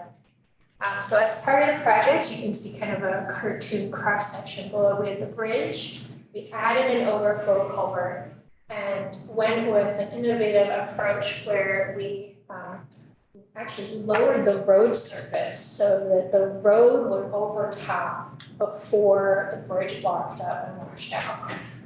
Repairing a piece of road surface is certainly less expensive than repairing a bridge that's washed out. So it's kind of a mitigation alternative that's a little new. You can also get an awful lot more water over the top of a road surface than you can through a small bridge opening. So that's one of the things that you saw out there. The bridge was holding back almost 6 feet of water during Irene. So a huge increase in flooding upstream. So the next image is just an overview of the plans. I actually threw this in there last second because I was like, oh, I should show you what we actually did for the engineering. And this is showing some of the things that's also below ground in between the buildings that stayed and the floodplain. We've put riprap and rock under the ground so that when the river does, and it already is moving across and in the floodplain as rivers naturally do, when the river comes up against that slope, it's going to hit rock rather than going into the remaining buildings. So it's kind of a hidden flood resilience piece of the project. Then the next, I know that some of your committee members have asked about the benefits of the project, and there are many, and because this had FEMA funding, it was required to do a FEMA benefit cost analysis, and these are a little clunky and a little archaic, and they're very, very specific about what benefits they let you use. But in this case, we had so many project benefits that fit within their system. Building acquisition to get buildings out of the floodplain, reducing flooding at buildings that are going to remain around and on the site. And the FEMA allows for floodplain and ecosystem benefits, recognizing like all that sponge and water quality benefits, all these things that are hard to quantify. There are some numbers on here about kind of exactly what the flood benefits are, and I put them in for the Irene size flood because it's something a lot of people can picture. So upstream at Glen Park, lowering water almost 2 feet. On site upstream of the bridge, lowering water almost 3 feet for the bridges. Downstream of the George F. Miller Drive Bridge, just about a foot. And on Melrose Street itself, where the water had come out during Irene and was so much deeper, it's up to 7 feet lower because of the project. And there's some lines on the map, but essentially what that map is showing, if you look very close, is that essentially the remaining buildings are now going to be outside of the 100-year floodplain. So next slide. I know it doesn't get all of the benefit, the other benefits, how much flood was stored there that didn't make it downtown. Right. How much debris got caught on the floodplain that didn't block up a bridge downstream. These floodplains have a lot of these other benefits that are very hard. I mean, I went down just a couple days after the storm and everyone went to do also road. So what was the benefit? What was the avoided damage? And it's a little hard to know. I mean, because it didn't happen. So we have thoughts, we can look at velocities and look at how much the water was reduced, but sometimes we don't know exactly. But one thing we do know, in the past, in these 3 events where it was filled up, in the past, we would have evacuated Melrose and we would have evacuated Glen Park, a mobile home park directly upstream, also for elderly and disabled people. So that's, over 100 people who would have to go into an emergency shelter, people who had illnesses, some on oxygen, tremendous amount of stress, a tremendous amount of emotional suffering. Also a huge strain on town resources, opening and operating a shelter, evacuating people, huge stress on the housing partnership and on tri-park cooperative housing. And all that we had to do in this storm was put up a little course across across the roadway to keep people from going into the water where it overtopped. So That counts. Yeah. Yeah. Yeah. It's really huge. Huge, so quantifiable. So I have a few kind of before and after photos, and these are all from the exact same spot. So you can see on the left is before the project, on the right is after, and you know, where before there was a building and a wall kind of in the way of the river, now the river can just spill out onto a lower vegetation. Like the next photos also show some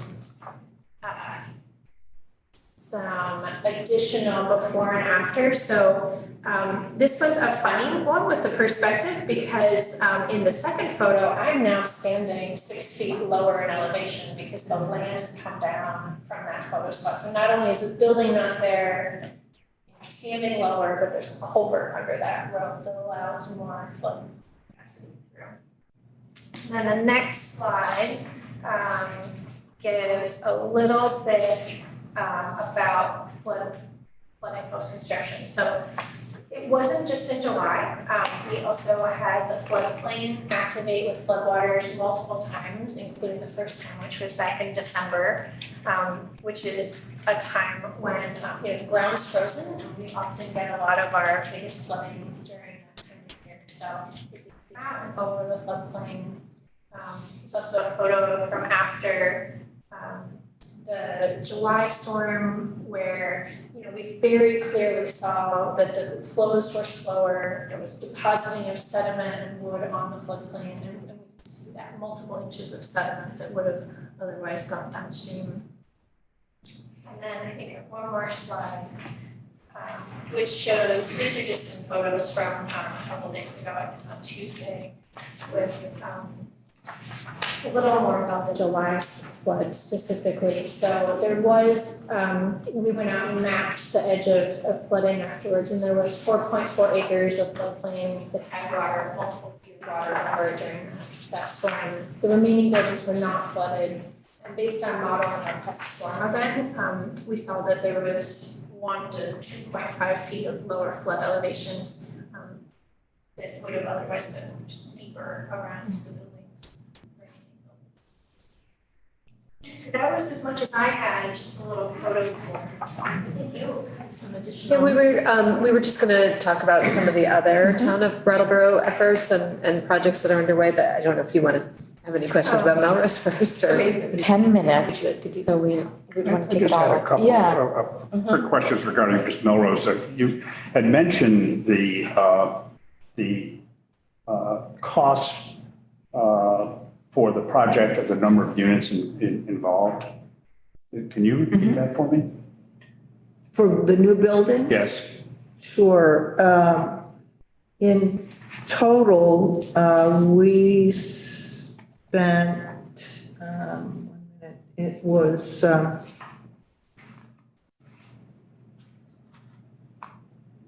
$22 million. 7 units. And the number of units involved? 73. And how about the units before the change? How many units were there before? 80. There were 80 at Melrose. There were 80 original. Yeah. And what's the acreage of the project? The new one? Yeah, well, overall, of what's constituted, what? Red Clover? Boy, it's less than 3 acres. Okay. In terms of looking at engaging in the project, was there any thought given to simply moving it someplace outside of a floodplain instead of dealing with it the way that it was dealt with here? You mean moving those existing brick? No, not moving the existing brick, but in effect rebuilding and building someplace else that would not require the work that was done to deal with the floodplain. Well, we moved Melrose. To another location on the same. No, in southern Brattleboro. Okay, another location entirely. I was not clear on that. And you weren't there, so it might Yeah, not have the connection with that. that's helpful to know. It was like one exit away or something. Okay, right, now that makes sense, yes. Totally got out. It's probably 2 miles away or something. Yeah, Okay. we left Melrose completely. Okay. So the floodplain project is benefiting the upstream mobile home park, the adjacent neighbors, the remaining number of buildings on the site. And there's neighbors on both sides of the river. So when we bring down the flood levels, it's benefiting all of those additional adjacent properties as well. It's protecting the sewer line, the water line, and the bridge. So those are kind of the benefits of not just moving the people, but also doing the additional flood restoration work.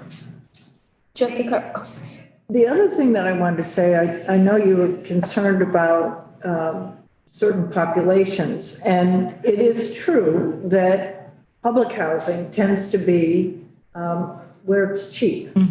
Okay?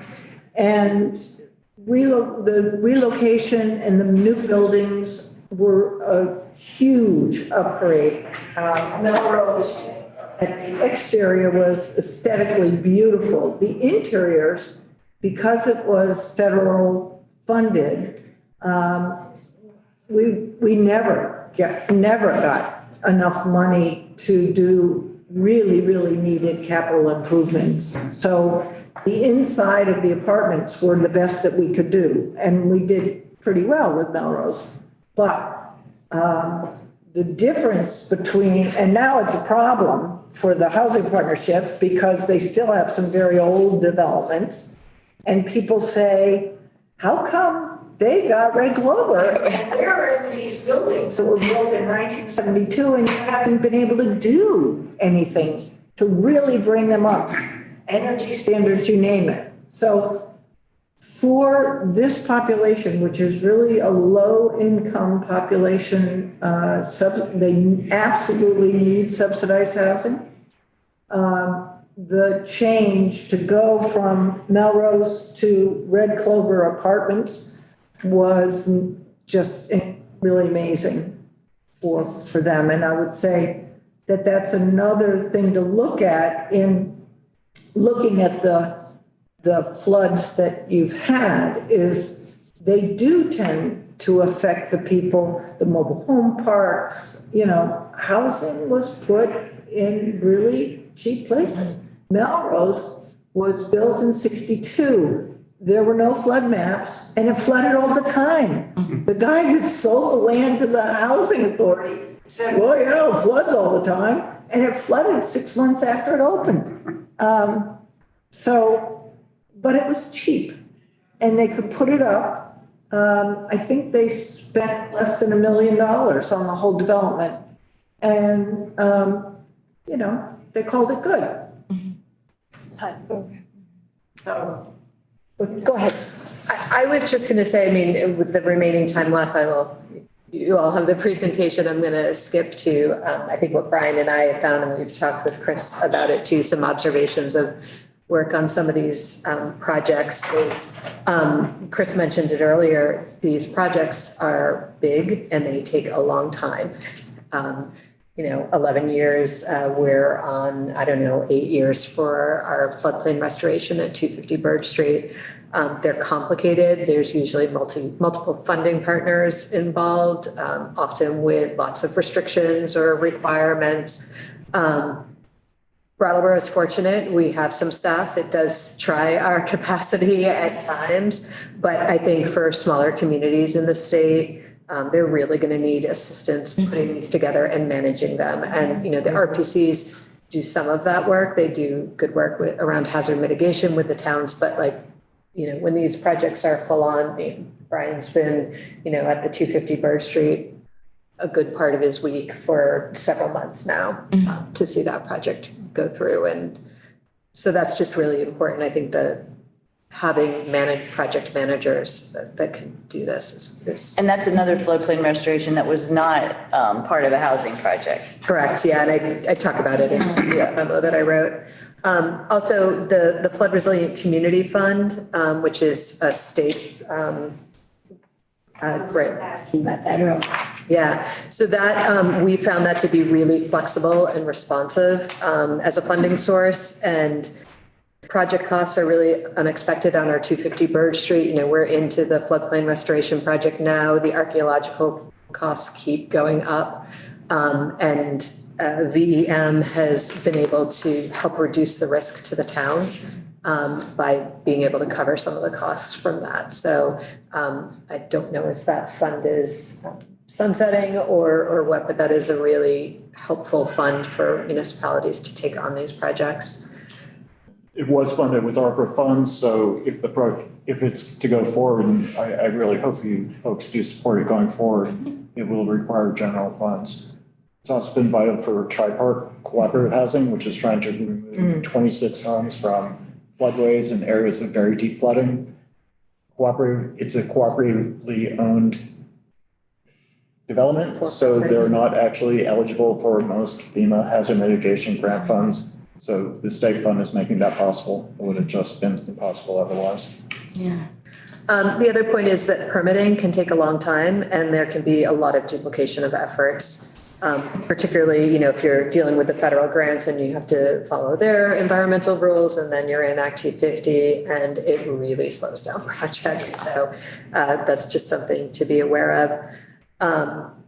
And then I think it's been our experience that, the planning, the kind of the visionary planning, how the Tri-Park master plan, how are we going to reduce the risk to these homes? Where are we going to move them to? It's been absolutely critical to securing funding. So the more upfront planning can be done, not in the midst of crisis, being prepared to take advantage of the funding is important. And we were lucky in Brattleboro to have a lot of that. And some of it was SLR's work on different projects, even before Irene. And then, as Chris had mentioned, really getting project partners, funders, and the regulators around the table early to commit to working together and moving these projects along. Because again, 11 years is just too long. Yeah, and that would be one of the things that I would really, especially having heard folks today, try to figure out how we can get this done faster. Right. So I'm living in a mobile home in the floodway, or I'm in Melrose, and I'm in you fixed my apartment, that's nice, and I'm gonna wait 10 years, and it's gonna rain, and every time it rained, our phones blew up, and our people were traumatized by rain, really psychologically traumatized. And you will find that in these areas that have just gone through this horrible flooding. The trauma will stay with them. And when it rains, they will really have the effects. I sort of had the effects just listening to it again. But if we gotta find a way to get this done faster, because the psychological effect, one is the trauma, but the other is, hey, and I heard this at Mountain Home, hey, you tell me I'm in a floodway. You tell me I'm in harm's way. And how many years it's taken to do anything? I mean, think about that. That message is so contradictory. We're telling you, you gotta move. You've gotta give up your home. But then we're taking years to figure out where you're gonna go and how we're gonna get you there. We've really got, I don't have the solution. I just know that is really a problem. It just took too long. I actually retired 3 years ago. We're going to send you to the Natural Resources Committee. I remember here this morning, but I'm feeling we just all had this together. I retired, and I was retired completely. And I stayed on as the development director because PHP didn't have anybody to pick up my work. And the other thing is that while I was doing all of this, other people on that staff had to pick up more work. Oh, right, of course. So there is that ripple effect. I mean, PHP is a small staff. Yeah. And, when I was in my office going like this and trying to get all this stuff done, or I was at Red Clover watching construction, somebody else had to be doing things that I was doing. So there is a real, Christine said, Christine has it, the executive director said, please make sure you tell them the deep bench, there is a real impact on the organization when you're doing this. And I didn't know it because, I guess because I'm scary, but the staff said to Christine, why are we doing this? We're housers. Why are we spending this money doing all this work? Because everybody was involved in it, mate. And she was like, I'm not sure, but Chris really believes in it, so we're going to do it. And then, once it was done and it flooded, she was like, oh, I get it. Okay. So there is that impact too. And you really need to have somebody that we talk about it as a champion, somebody that's just going to grab this thing and not let it go, not let it get tied up in the bureaucracy. Whenever there's a problem, somebody that's just going to say, okay, we're going to keep going. We're not going to let this be hamstrung by whatever it is. And there were tons of things that happened all the time. And I just kept pushing and pushing and pushing. So for the smaller communities, where is, the resources, the money, the people, the gonna keep at it even when I retire? Well, I was going to say, if you want to be a flood czar, I'm sure we could find a place for you. She's a czarina. I think yes. I'm still trying to be the health Resilient Community Fund and like finding ongoing funding for the flood resilient community. Yes. It is imperative. Yeah. We just actually used that on one of our projects. It was ID'd by a watershed group. They didn't have a lot of capacity. The Regional Planning Commission threw in a grant last year, and we did a project that mitigates flooding at a mobile home park where those people didn't need to move, but their flooding is reduced through that funding. And there was no match. They couldn't have had a match. They didn't have the same administrative burden as the FEMA process, which is very difficult. And the FEMA process requires the benefit cost analysis, which is very hard to make work for these low cost housing. And I mean, I do them for projects all the time. There's no way I can make it work for a mobile home park. They're just, mansions work great for the benefit cost analysis, or big infrastructure, sewer line. So I think it's very important to, in your work, figure out how to. Thank you, Allison. Are we just ready to running. stop? Yes, yeah. Well, more to follow up. Yes, in fact, you can stay right there if you'd like and listen to our last presenter, who's a national presenter at Texas A&M, working with the Environmental Defense Fund on a climate vulnerability index. And we just wanted to sort of zoom back out. We're talking about reducing vulnerability. So thank you. Thank you very much. Best luck. Thanks. Everybody that is. If you can stick around, people can ask questions informally, but if you want to go. I've got a meeting. Yes, you drove all the way up here. We really appreciate it. Thank you, We'll guys. come back down to see you. Thank you. Great to see you twice in one week. Go to the other committee. We'll talk about that. Thank you very, very much. Thank you. So thank you, Chris, real unsung hero of the last decade. I'm happy to come and talk to any group that We're thrilled to have you. Yes. I can see it now. Thank you. Is it Dr. Chu or is that? Yes, that's correct. Hi, Dr. Chu. Thanks I'm for your recovering from a patience. cold a little bit, so just, pardon my voice. No worries. We appreciate your patience and moving around, and also this work you've done. It's a pretty broad, far-reaching project, and it looks like it took a lot of time and effort. And we'd love to hear more about the genesis and how it can be useful to state policymakers. Yeah, sure. Thanks. So is it okay if I share my screen? Yes, But Mike is coming right back. Oh, you've already got it. Great. Well, thank you so much. I really appreciate the opportunity to speak to you all. And this is really what we want with this Climate Vulnerability Index, not just to talk to at the national level with EPA or whatever, but also getting down to the state and local levels. it's really, my honor and privilege to come in and talk to you about this today. So first, I did want to have a slide just of acknowledgements of all the different people that contributed to this. I'm here speaking to you, but this was really a huge team effort. The direct contributors are in bold over here to this particular index, but there's a lot of work that was done before this that sort of built the foundation for this work. And then we have funding both from NIH as well as EPA for this. And then a lot of these community stakeholders really provided really important input into the development of this tool as well. Great. So is there a question? Nope.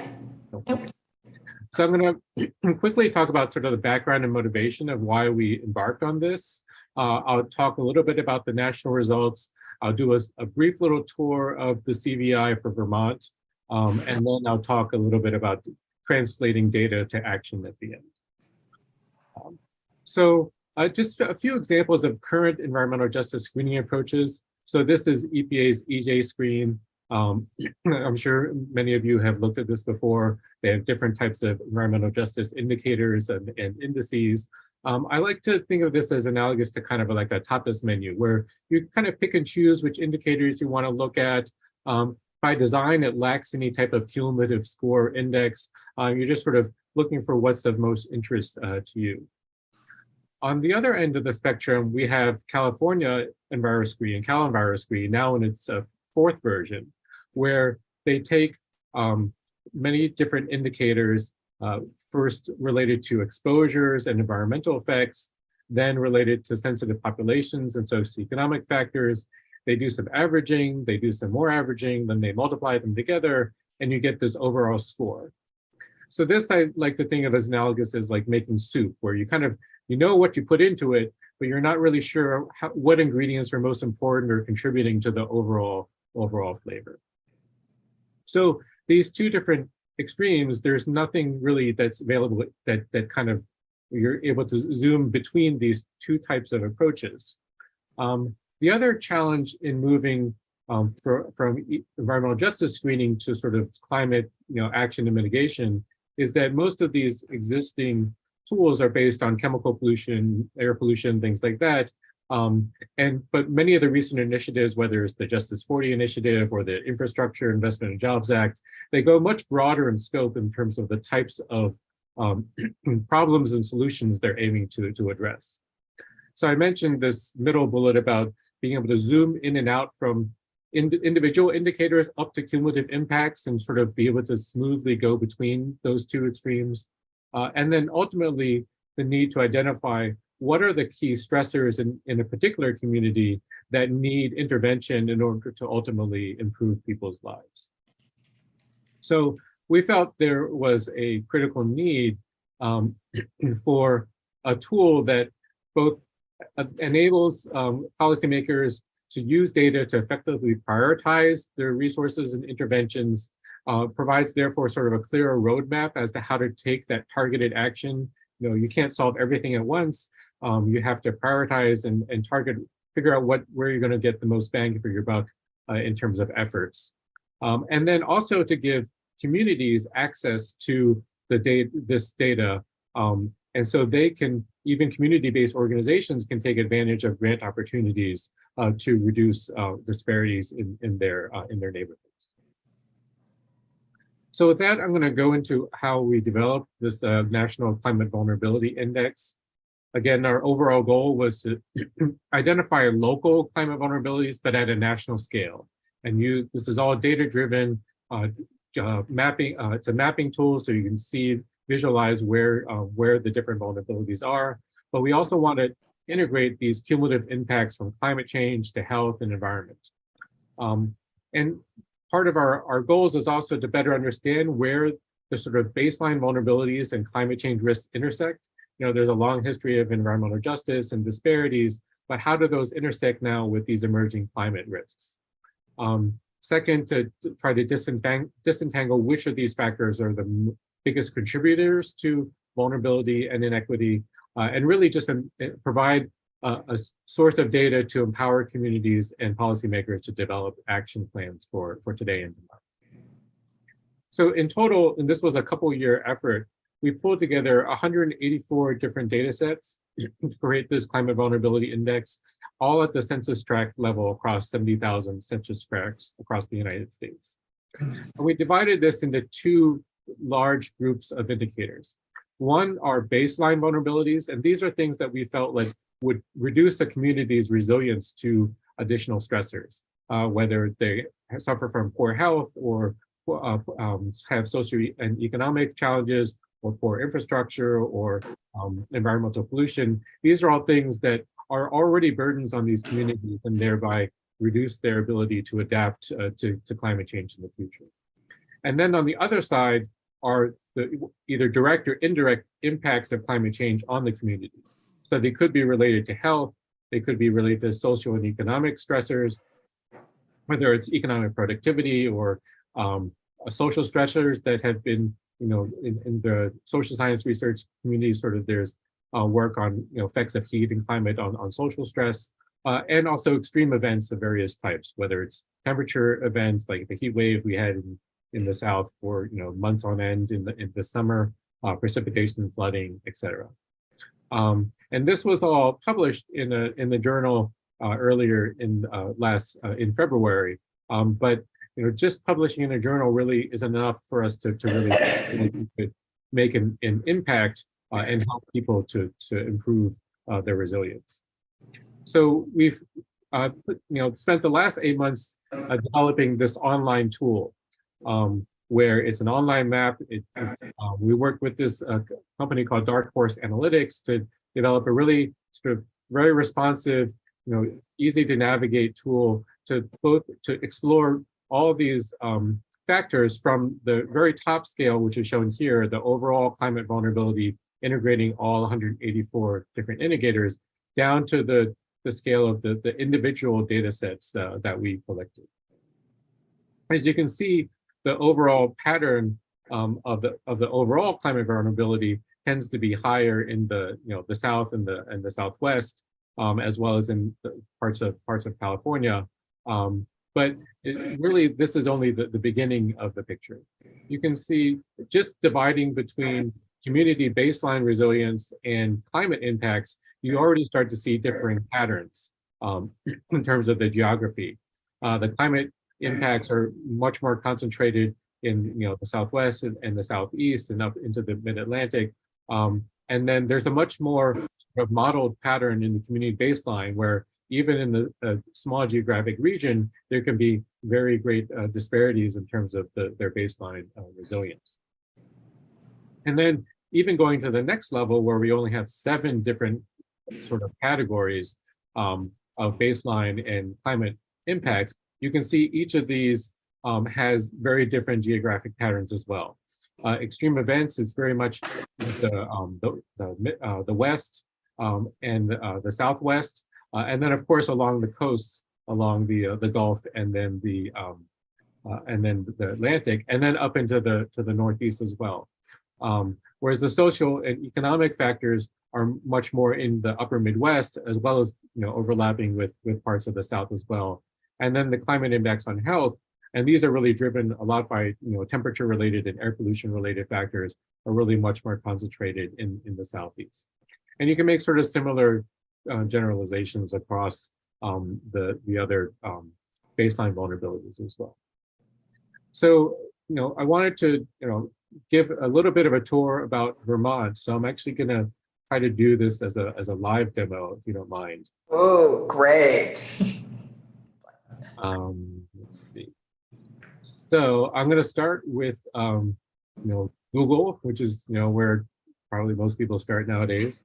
So you can do just climate vulnerability index.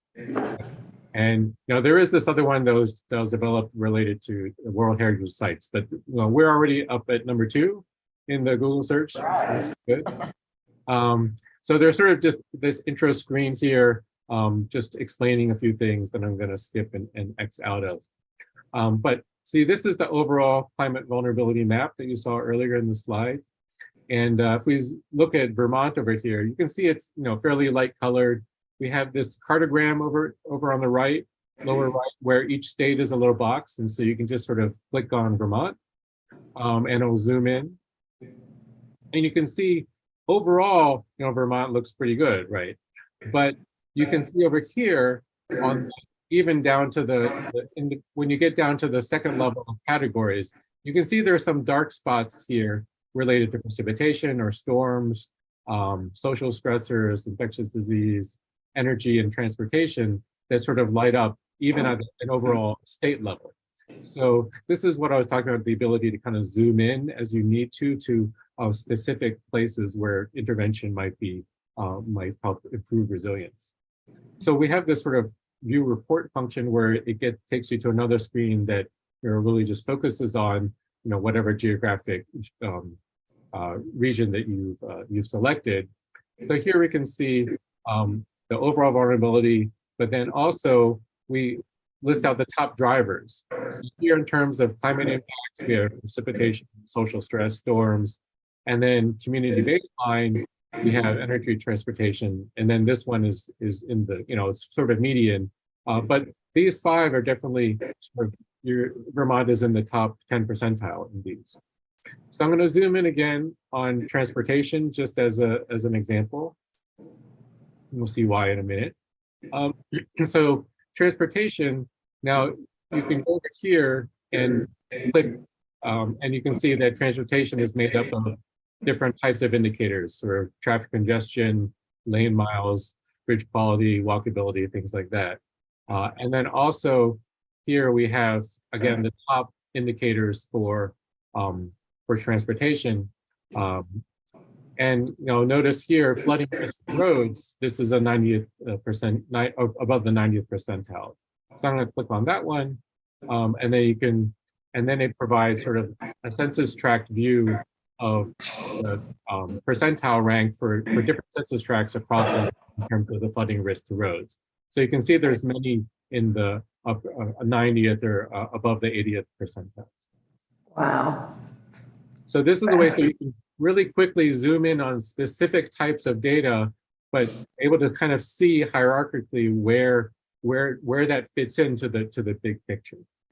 Can you go back to housing? Was that, I couldn't tell if it was saying we have lower risk around housing or that was higher.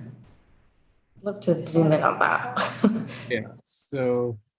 Funny, I was channeling Becca White who wanted to look at the roads. Okay, well, I know. So here, this is housing composition and disability. So this is sort of 54th percentile, which is sort of median, but that doesn't mean that's at the statewide level. It doesn't mean that there's places like here on the eastern part of Vermont and a few census tracts in the middle here that are darker colored. And then this indicator is made up of of a number of different, so it's both housing composition and disability. So vulnerable populations is part of this. So foster children, people age 65 and older. So that's saying we have the highest population age 65 and older in the country. I thought we were second to Maine. That's older stuff, 2014 to 2018. Yeah, we're second to Maine still. I heard we're third actually now. Well, anyhow, that's fascinating. But it can zoom in more on where senior housing is really needed. Yeah. Essentially. I mean, the darker the purple. Yeah. If we go to this population age 65 and older, then we can see where, and again, one caveat of this is mostly pre-2020 data, right?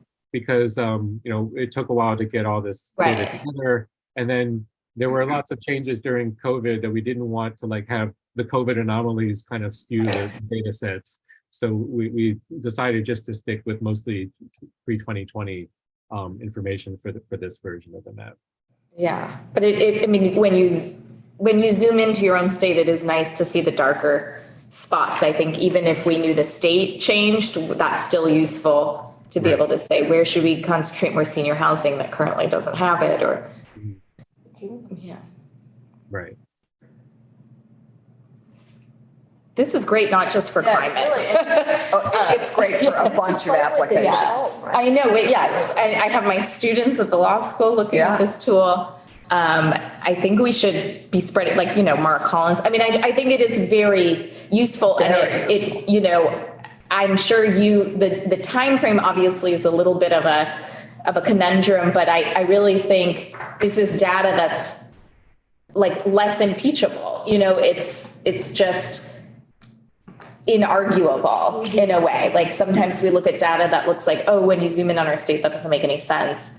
But this looks like it was all taken from, available information that's pretty common knowledge or available in all we use kinds a lot of Interesting about it's like how rural. the old. Right. Sorry. So we're just commenting on how rural the vast preponderance of older people. They're isolated. Right. Yes. Yeah. That map would indicate that our older people are all, the heavily concentrated groups of them are in very rural parts of our state. And in places with no zoning. Overlap that. That's true, that young people are not necessarily They're not moving moving there. there. They're moving to Chittenden up through Franklin County. That's where the housing is. That's where the jobs are. Yeah. And we No get one is- younger as we move north. Yeah. That's it, But Randy, that's what's gonna keep nobody's it moving. Working for me. Okay, poor Dr. Chu. We're just geeking out here, but No, that's perfectly, that's great. Yeah, I really encourage you to dig in to the data. The thing is that there's other maps and tools and things out there, but we wanted to really try to have a really comprehensive look and put it all in one place. It's great. Yeah, thank you. It's so terrific. I bet you're going to have other countries ask for the same thing. Other countries? Yes, other countries. Oh, okay. No, I don't know if he's working in other countries. Yeah, I bet Yeah, once that they is see a it, they're going to question. Yeah, we just had some, EDF has been, some people from Europe and India and China, or there's definitely some interest brewing. Of course, getting the funding and getting the data and all that stuff. The US has a lot of, open data. The federal government's, for all its issues, it does have put a lot of data out there. It's very easy to access. Although some people had to go state by state and basically download each state and then combine it all together. So it did take a fair amount of data wrangling. So I'm going to skip through all these things that I just did in the live demo, but I will go to this where, so you can zoom in from the CVI to baseline vulnerabilities to infrastructure to transportation to flooding risk to roads. And then this suggests there's high vulnerability throughout the state as a whole, but also in many of the specific areas. And of course, you all know better than anyone that this was confirmed last July. And this is a map from .gov of basically where there were street closures, road closures. And you can see it's not a bad depiction, in terms of the correspondence between where these dots are and where some of the darker colors are. Obviously, it's not perfect because, these are random events and it rains a little bit more. But, as an overall proxy, I felt pretty good when I saw this map and then compared it. Oh, it very much shows you that it was the eastern side of Vermont on the eastern side of the Green Mountains that was hammered. Very interesting. That is. So is it going to be hard to update the data? I'm sorry. Yeah, I mean, the update process, because there's so many data sets, and then of course there's more different types of studies and data about climate coming up. So it'll probably be a several year process to really do a full update, particularly on the climate projection in the future, right? Because so many people are working on that. We were limited by what studies had been done at the time. But as people do more research to develop new models, whether it's of infectious disease or other types of risks, we do want to incorporate that in. It's always a matter of finding the funding, whether it's internal from EDF or, at A&M, I've been piecing together parts of our different research centers to support this because it's generally useful to support a lot of different other research efforts. This is so much newer than the maps that we've been talking about all And day. it's wonderful. I don't mean to, be limited. It's wonderful, especially the detail that you have. I mean, this is town level. which is amazing. Very good. So thank you. Mhm. So the final little part I want to talk about was taking data to action. And part of our research paper, we tried to connect the different dollar amounts that were in a number of the federal laws that were passed in 21 and 22 to specific areas of whether it's baseline or climate related vulnerabilities, and try to sort of to really help organizations match like what they see on the map and not just go, so things are terrible, the sky is falling, but then how do we connect that to potential resources in that were from these major funding efforts. And more recently on our website, we actually have this PDF where specific types of programs are listed out. And this was a huge amount of like work by policy analysts at EDF to sort of sift through all these different programs and then categorize them by which type of vulnerability or they would fall under, and really again to help communities plan, prepare, and adapt to climate change and access these types of resources. Yeah, I just want to say this, it's incredible how relevant this is, because folks may or may not know, but there was a lot of funding that the federal government hoped to roll out more slowly and really get to the right communities under the Justice 40 proposal.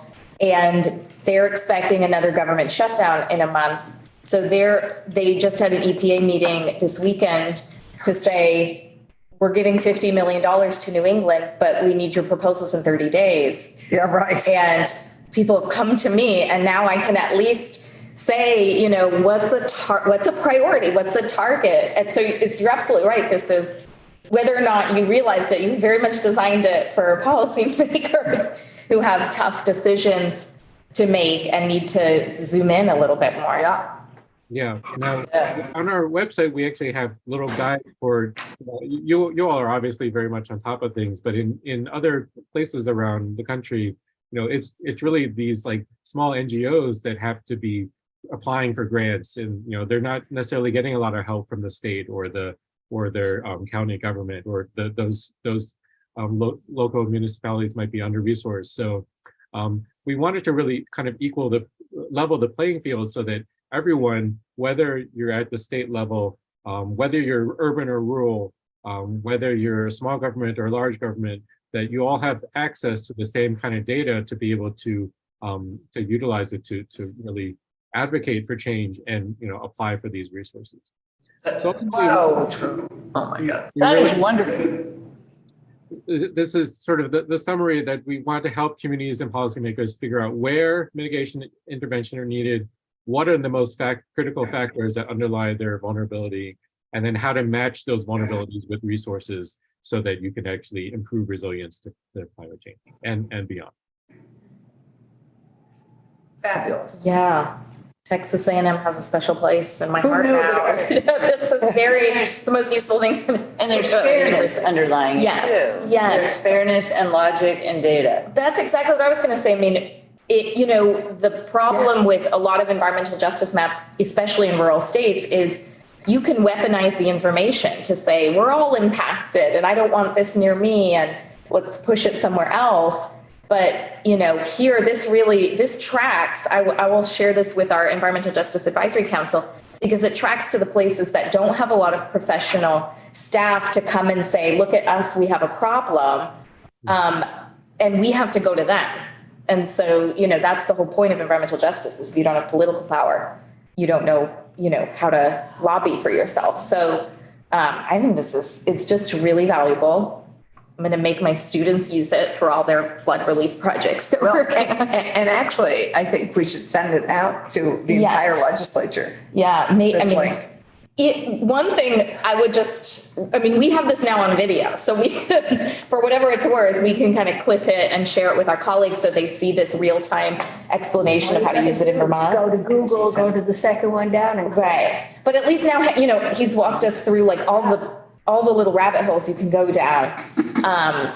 And probably there are more. But yeah, I would just say, keep making, videos that are useful for how to use this tool. But we're going to take this, I think, and share it with our colleagues. We are so grateful. This is like the best thing to come out of Texas in a while. Well, you seem like a lovely person. There are lovely people in Texas. This is great. This is just so great. Yes, the horse behind you, that must be a wagon. Yeah, so I'm actually in a veterinary, I'm actually based in a vet school. So that's our main administrative building where the dean lives and, well, not lives, but, and then our previous dean was a horse veterinarian. So when they built the complex, he had a big horse sculpture in front of the building, so. Oh, that's great. Well, so you had medical people involved in this system then, because I was going to ask about health, because health is a really hard data point. There's just so many parts. He has a whole health. That's what I'm realizing, so that's wonderful. Yeah, and if you're okay with us being in touch with you, if we hit some kind of roadblock and we're like, but what about this piece of health data? Right, because especially health and transit, because public transit solves everything. Yeah, so we had Texas Transportation Institute, which is not just Texas, but they work across the whole country. They really helped with a lot of the transportation related data. Follow the river. The CDC Places was was what we used for a lot of the health, the sort of micro health data. They were obviously they're somewhat modeled, right? The life expectancy and things like that. They're not actually measured at every census tract, but. Well, I'm so grateful to Texas A&M and you, but it is interesting to see how very much Texas is challenged in these maps. Every one of those maps, Texas has some of the biggest challenges to face. Yeah. So in some ways it was, it hopefully will guide Texas too in some of this work, because wow, just that map tells you how challenged it is. Yeah, our EDF team, many of them are based either or in Austin or in Houston. So in addition, we have some in New York, in California, but the staff they're mostly virtual, so they're around the country. But it was really spearheaded by the Texas EDF team and then us at Texas A&M.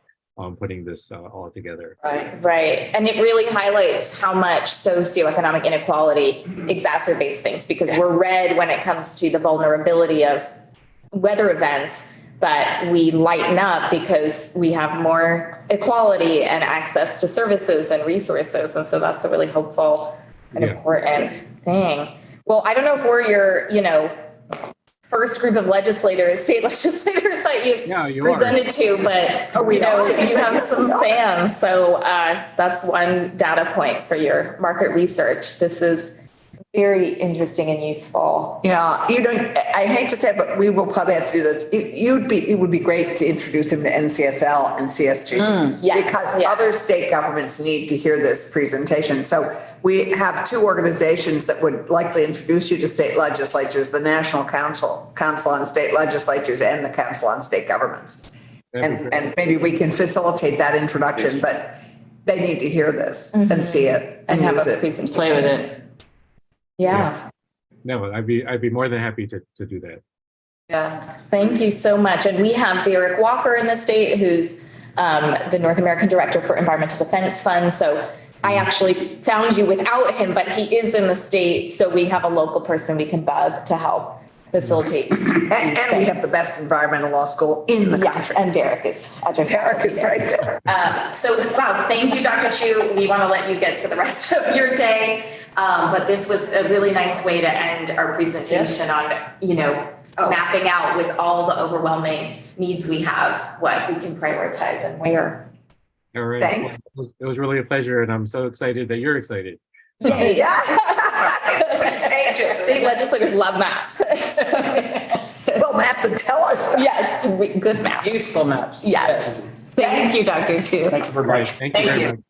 Yeah. That concludes our hearing. Thanks everyone for sticking with it. We've ate up our committee discussion time, but happy to get together again before the session starts to have dinner and chat. One of the things about the maps that we just saw Sorry, Senator Buck was making a point and then Mike's. No, Yeah. we're going to close off because my point doesn't necessarily need to be on the record. Great, good to know. Okay, so yes. I just want to show the committee something really quick before you adjourn, so that you have the information. Okay. So, Oh, actually, while I'm thinking of it, you might, I mean, I know Senator Cummings is in the same boat, but you might just want to say where we are in the process to having a new committee assistant. And I want to make sure everybody knows we are going to have a new committee assistant. you will in January. Yes. With the hiring committee assistants now. Okay, but we'll find out in December, I heard. Yes. Okay. So, your committee website, I'm gonna just walk the way there because it's important for you all to know that if you go to other documents on your committee page, you can scroll right down and at the bottom, you'll see 2023 flood. Oh, So great. that's a folder that all of your meetings since the flood, Wow. we put everything there. And so everything from today, all of the presentations are there. Everything from August 15th is right there with some other things mixed in between.